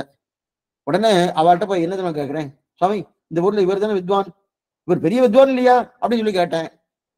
பெரிய வித்வான் கேட்ட உடனே அவ என்ன இந்த சுவாமி கேட்கிறாரு, என்ன அவர் வித்வான் ஒத்துக்கணுமா வேண்டாமா? அவரோட பெரிய வித்வான் இருக்காரு, இருந்தாலும் இவர் கேட்கிறாருன்றதுக்காக ஆமா சுவாமி அப்படி எனக்கு வேண்டப்பட்டவரா இருந்தாருன்னா ஆமா சுவாமி இவர் தான் வித்வான்மாரு. எனக்கு வேண்டப்படாதவாளா இருந்தாருன்னு வச்சுக்கேன், அவனா இவர் வித்வான் இல்லையேன்னாரு. அப்ப இந்த ரெண்டிலுமே உண்மை வராது. அப்ப கேள்வி விசேஷமா போயிடுச்சுன்னா உண்மை வராது. அப்ப வித்வான்னா யார் வித்வான்னு கேள்வி வரணும். அந்த கேள்வி வந்துட்டோம்னா அப்ப அது இது போல வக்கீல்லாம் சில பேர்லாம் சொல்லுவா. சில வக்கீல்லாம் இருக்கா இல்லையா, சாட்சி கொண்டு எழுதிட்டு நீ அவர் வந்து ஏதோ ஒண்ணு பார்த்திருப்பார், அங்க நீ பார்க்கலன்னு சொல்லணும்னா அன்னைக்கு நீ அங்க வரலையோனோ, அப்ப வரலன்னு சொல்லணும். அன்னைக்கு நீ வந்தாயோனோ அப்படின்னு வக்கீல் கேட்டா வரந்தாயும் சொல்லணும். ஏன்னா இதெல்லாம் விசேஷம்ல இருக்கு.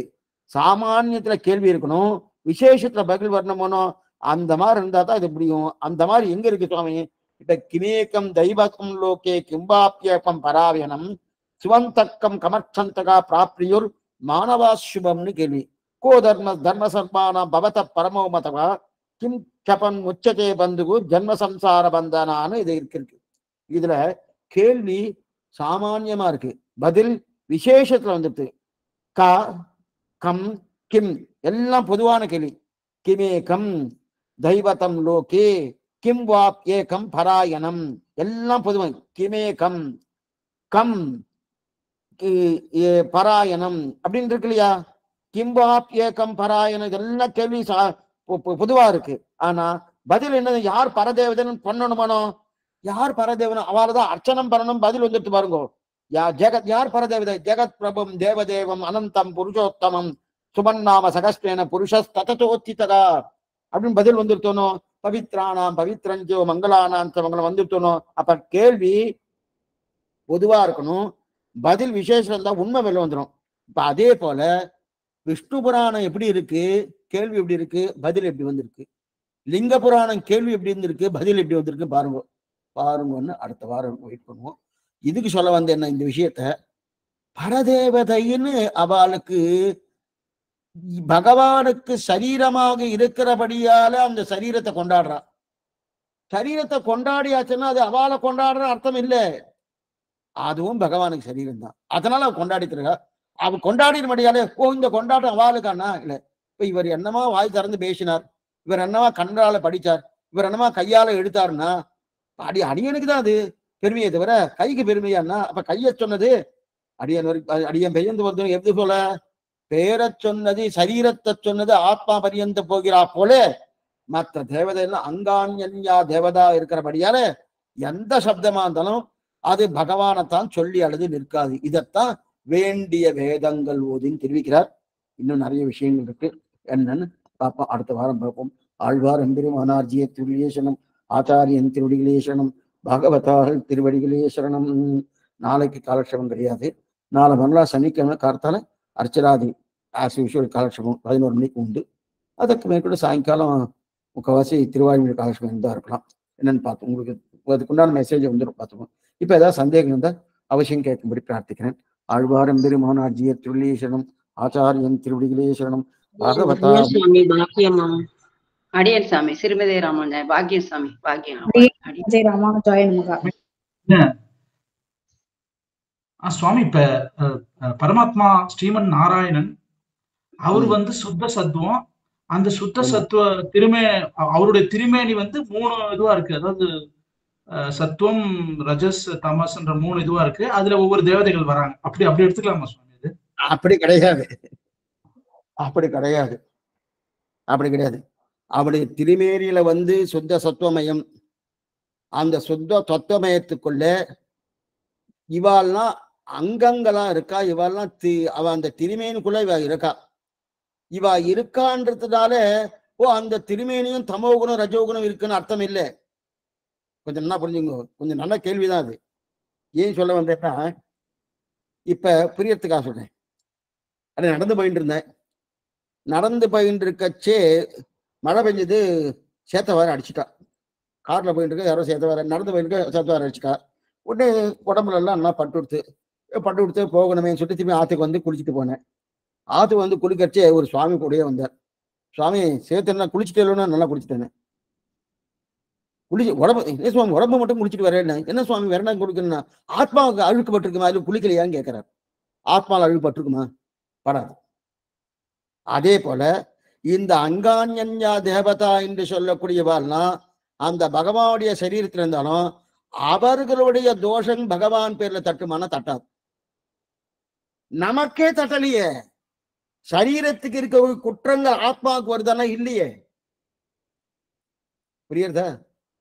அதே போல பகவானுக்கு அவனுடைய சரீரத்துல இருக்க அந்த சரீரத்துல குற்றம் இருக்குன்னா அந்த குற்றம் அவருடைய சரீர தட்டுமான தட்டாது. அதெல்லாம் அவளுக்கு இருக்கக்கூடிய குணங்கள் அது. சொல்லுங்க. இல்ல அது புரியுது சுவாமி. அதாவது சரீரத்தோட இது வந்து ஆத்மாவை பாதிக்காது. அது நம்ம ஒரு ஜீவாத்மாவுக்கே அப்படிதான், அது மாதிரி பரமாத்மாவும் கண்டிப்பா அப்படிதான் இருக்கும்னு. பட் சரீரமா அது மாதிரி ருத்ரனும் பிரம்மாவும் இந்திரனும் எல்லாருமே இது மாதிரி வேரியஸ் தமோ ரஜோ காம்பினேஷன்ல இருக்கும்போது, திருமேனியா இருக்கும்போது பெருமாளுக்கே அந்த திருமேனி வந்து இதுவா, ஆனா வந்து திருமேனி வந்து சுத்த சத்துவம் நம்ம வேற ஒரு கிரந்தத்தெல்லாம் நம்ம படிச்சிருக்கோம். பட் இது ரெண்டும் மேட்ச் ஆகலையேன்றதுதான். இல்ல, சுத்த சத்துவமயத்துல அது உட்கார்ந்து இருக்கு. அது இருக்கிறபடியால் தான் அந்த தேவதையே தேவதையா இருக்கு. இல்லைன்னா தேவதை, ஏன்னா சுத்த சத்துவமயத்துல இருக்கிறபடியால் தான் ஒரு சில நேரத்துல அந்த தேவதைக்கு நல்ல குணம் வந்துடுறது, ஒரு சில நேரத்துல அந்த தேவதைக்கு தீய குணம் வந்துடுறது. அதனால்தான் சுத்த சத்துவமயத்துல இல்லைன்னா எப்பவுமே தீய குணமா இருக்கும். அப்ப தீய குணமா இருந்தா அப்ப ராட்சச கோஷ்டில தான் சேர்க்கணும். அத தேவதைன்னு வச்சுட்டு இருக்குமே, ராட்சசான்னு சொல்லலையே. ஏன் சொல்லல? ஏன் இதே நம்ம கார்த்திகையானம் கரிமுகத்தானும் அந்த பாசுரத்துல சிவபெருமான் எதிர்த்து வந்திருக்காருன்னு. அப்ப சிவபெருமான் எதிர்த்திருக்கார், சிசுபாலன் எதிர்த்தான், அதே போல கம்சனை எதிர்த்தான், ராவணன் எதிர்த்தான், அதே போல இரண்யகசிபு எதிர்த்தான். இரண்யகசிபுனா அசுரால், ராவணன் ராட்சசால். அந்த ராட்சச கோட்டில சிவபெருமான சேர்க்கல, அவனை சேர்க்கலையே. ஏன் சேர்க்கல? எதனால் சேர்க்கல? சேர்க்காததுக்கு காரணம் என்னன்னா, அவளுக்கு சில நேரத்துல சத்துவகுணம் வந்துடுறது. சில நேரத்துல சத்துவகுணம் வந்தபடியால் தான் பகவான் நாராயணோ தேவதா அப்படின்னு வந்துட்டு நீதான் நாராயணன், நீதான் முழுமுதற் கடவுள்னு ராமாயணத்துல சிவபெருமான் சொல்லக்கூடிய வார்த்தை இருக்கு. அப்ப சில நேரத்துல சத்துவகுணம் வந்துடுறதுனோ அது எதனாலன்னா சுத்த சத்துவமயமா இருக்கக்கூடிய இந்த திருமேனில இருக்கிறபடியாலே அவளுக்கு வந்துடுறது. சரி சுவாமி, அதே சுத்த சத்துவமய திருமேனில தானே ராவணனும் இருக்கான். ராவணனும் பகவானுக்கு ராவணனும் பகவானுடைய திருமேனில இருக்கானோ. ஆமா, அப்ப அவனுக்கு ஏன் வரல? அவனுக்கே வரல, அவனுடைய கர்மா அது, அவனுடைய கர்ம பலனால அவனுக்கு அது வரல. இவருக்கு எத்தனையோ யாக யஜ்ஞங்கள் பண்ணி இந்த பதவி அடைஞ்சிருக்கார், சிவம்ங்கிற பதவியை அடைந்தபடியாலே.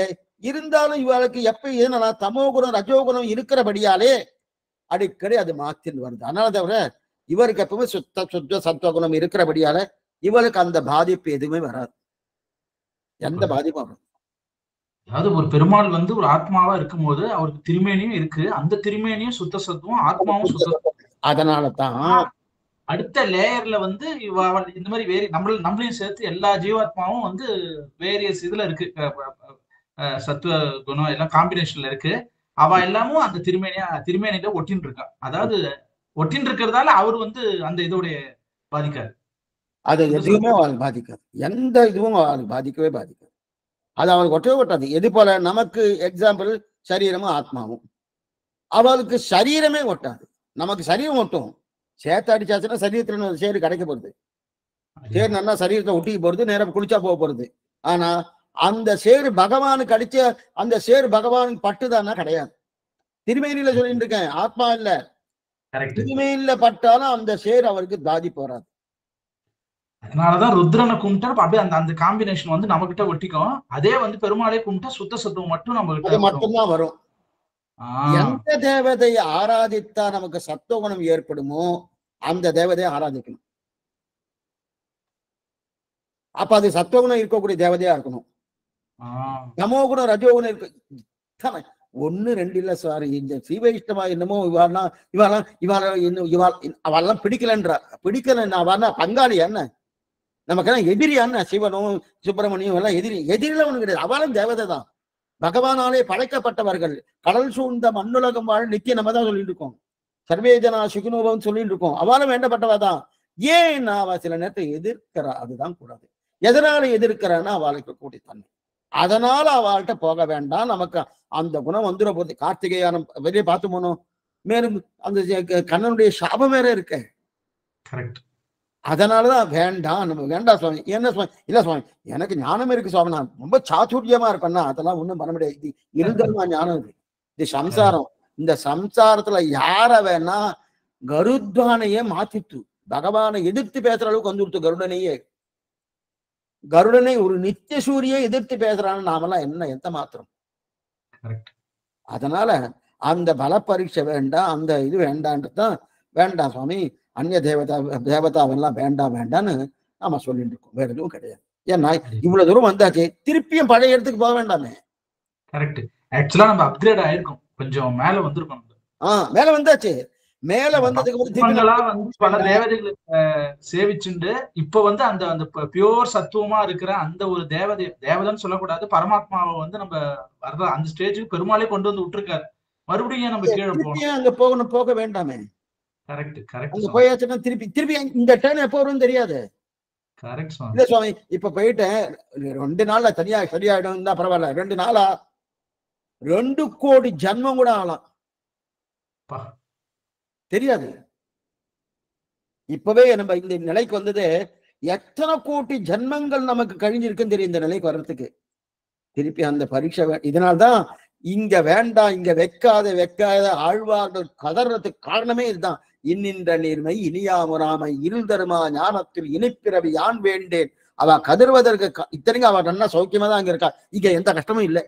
இப்ப நாம கஷ்டப்படுற மாதிரி அவ கஷ்டப்படுறான்னா கிடையாது. ஏன்னா அவளுக்கு பகவத் ஆனந்தத்தை தவிர மற்றொரு ஒண்ணுமே கிடையாது அவளுக்கு. நமக்கு அதுல அந்த பகவானை தவிர மற்றதெல்லாம் நம்மகிட்ட இருக்கு. அவருக்கு பகவானை தவிர மற்ற எதுவுமே கிடையாது. அப்ப அவர் ஆனந்தமா இருக்கான்னு தான் அர்த்தம். அந்த ஆனந்தமே அவளுக்கு தாங்கலை. ஏன்னா அது விட்டு விட்டு வருதோன்னுமோ, அதனால அங்க போயிடணும் இனி வேண்டான்றாள் இல்லையா. இதனால்தான் ரொம்ப சாஸ்திரார்த்தமா இருக்கு சுவாமி, ரொம்ப சூப்பரா இருக்கு. இதுதான் வேண்டிய வேதங்கள். இந்த ஒரு சப்தத்துக்கு எவ்வளவு அர்த்தங்கள் பாருங்க. வேண்டிய வேதங்கள் ஓதி விரைந்து கிடியறுத்தான். வேண்டிய வேதங்கள் இவ்வளவு அர்த்தம்னு அர்த்தம் சொல்லிட்டு இருக்க போறாரு. பிலோகஞ்சியுடைய வியாக்கியானம் என்னன்னு பார்ப்போம். அடியேன் சுவாமி, இப்போ இந்த தேவதைகளுக்கெல்லாம் ஸ்ரீமன் நாராயணன் தான் பரதேவன் தெரிஞ்சாலுமே அந்த அடியார்களுக்கு அதை ஏன் சொல்லலைன்னா இந்த குணங்களாலதான் அதை தெரிவிக்க மறுக்கிறதோ? இந்த குணங்கள், இந்த தமோகுண ரஜோகுணங்கள் தான். அந்த குணங்களால இவர்தான் பரமாத்மா அப்படின்னு அவருடைய அந்த தேவதையுடைய அடியார்களுக்கு கூட அது சொல்ல மாட்டேங்கிறதா? குணங்கள் மட்டும் காரணம் அல்ல, கர்மாவும் காரணம். ஓ, அந்த தேவதைகளுக்கு உண்டான கர்மங்களால அதே தமோகுணம் ரஜோகுணம் நமக்கு இருக்கு.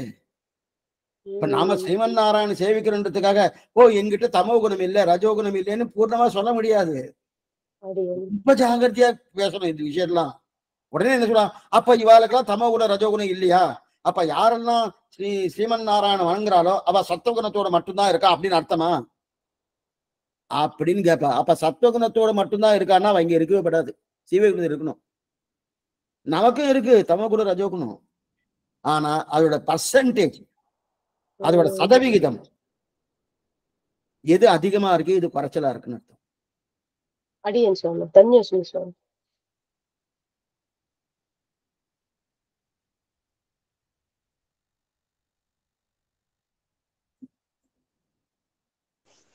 அடியேன் சுவாமி. ஸ்ரீமதே ராமானுஜாய நமக. திருவடி சேவிச்சுக்கிறோம் சுவாமி. அடியேன் சுவாமி.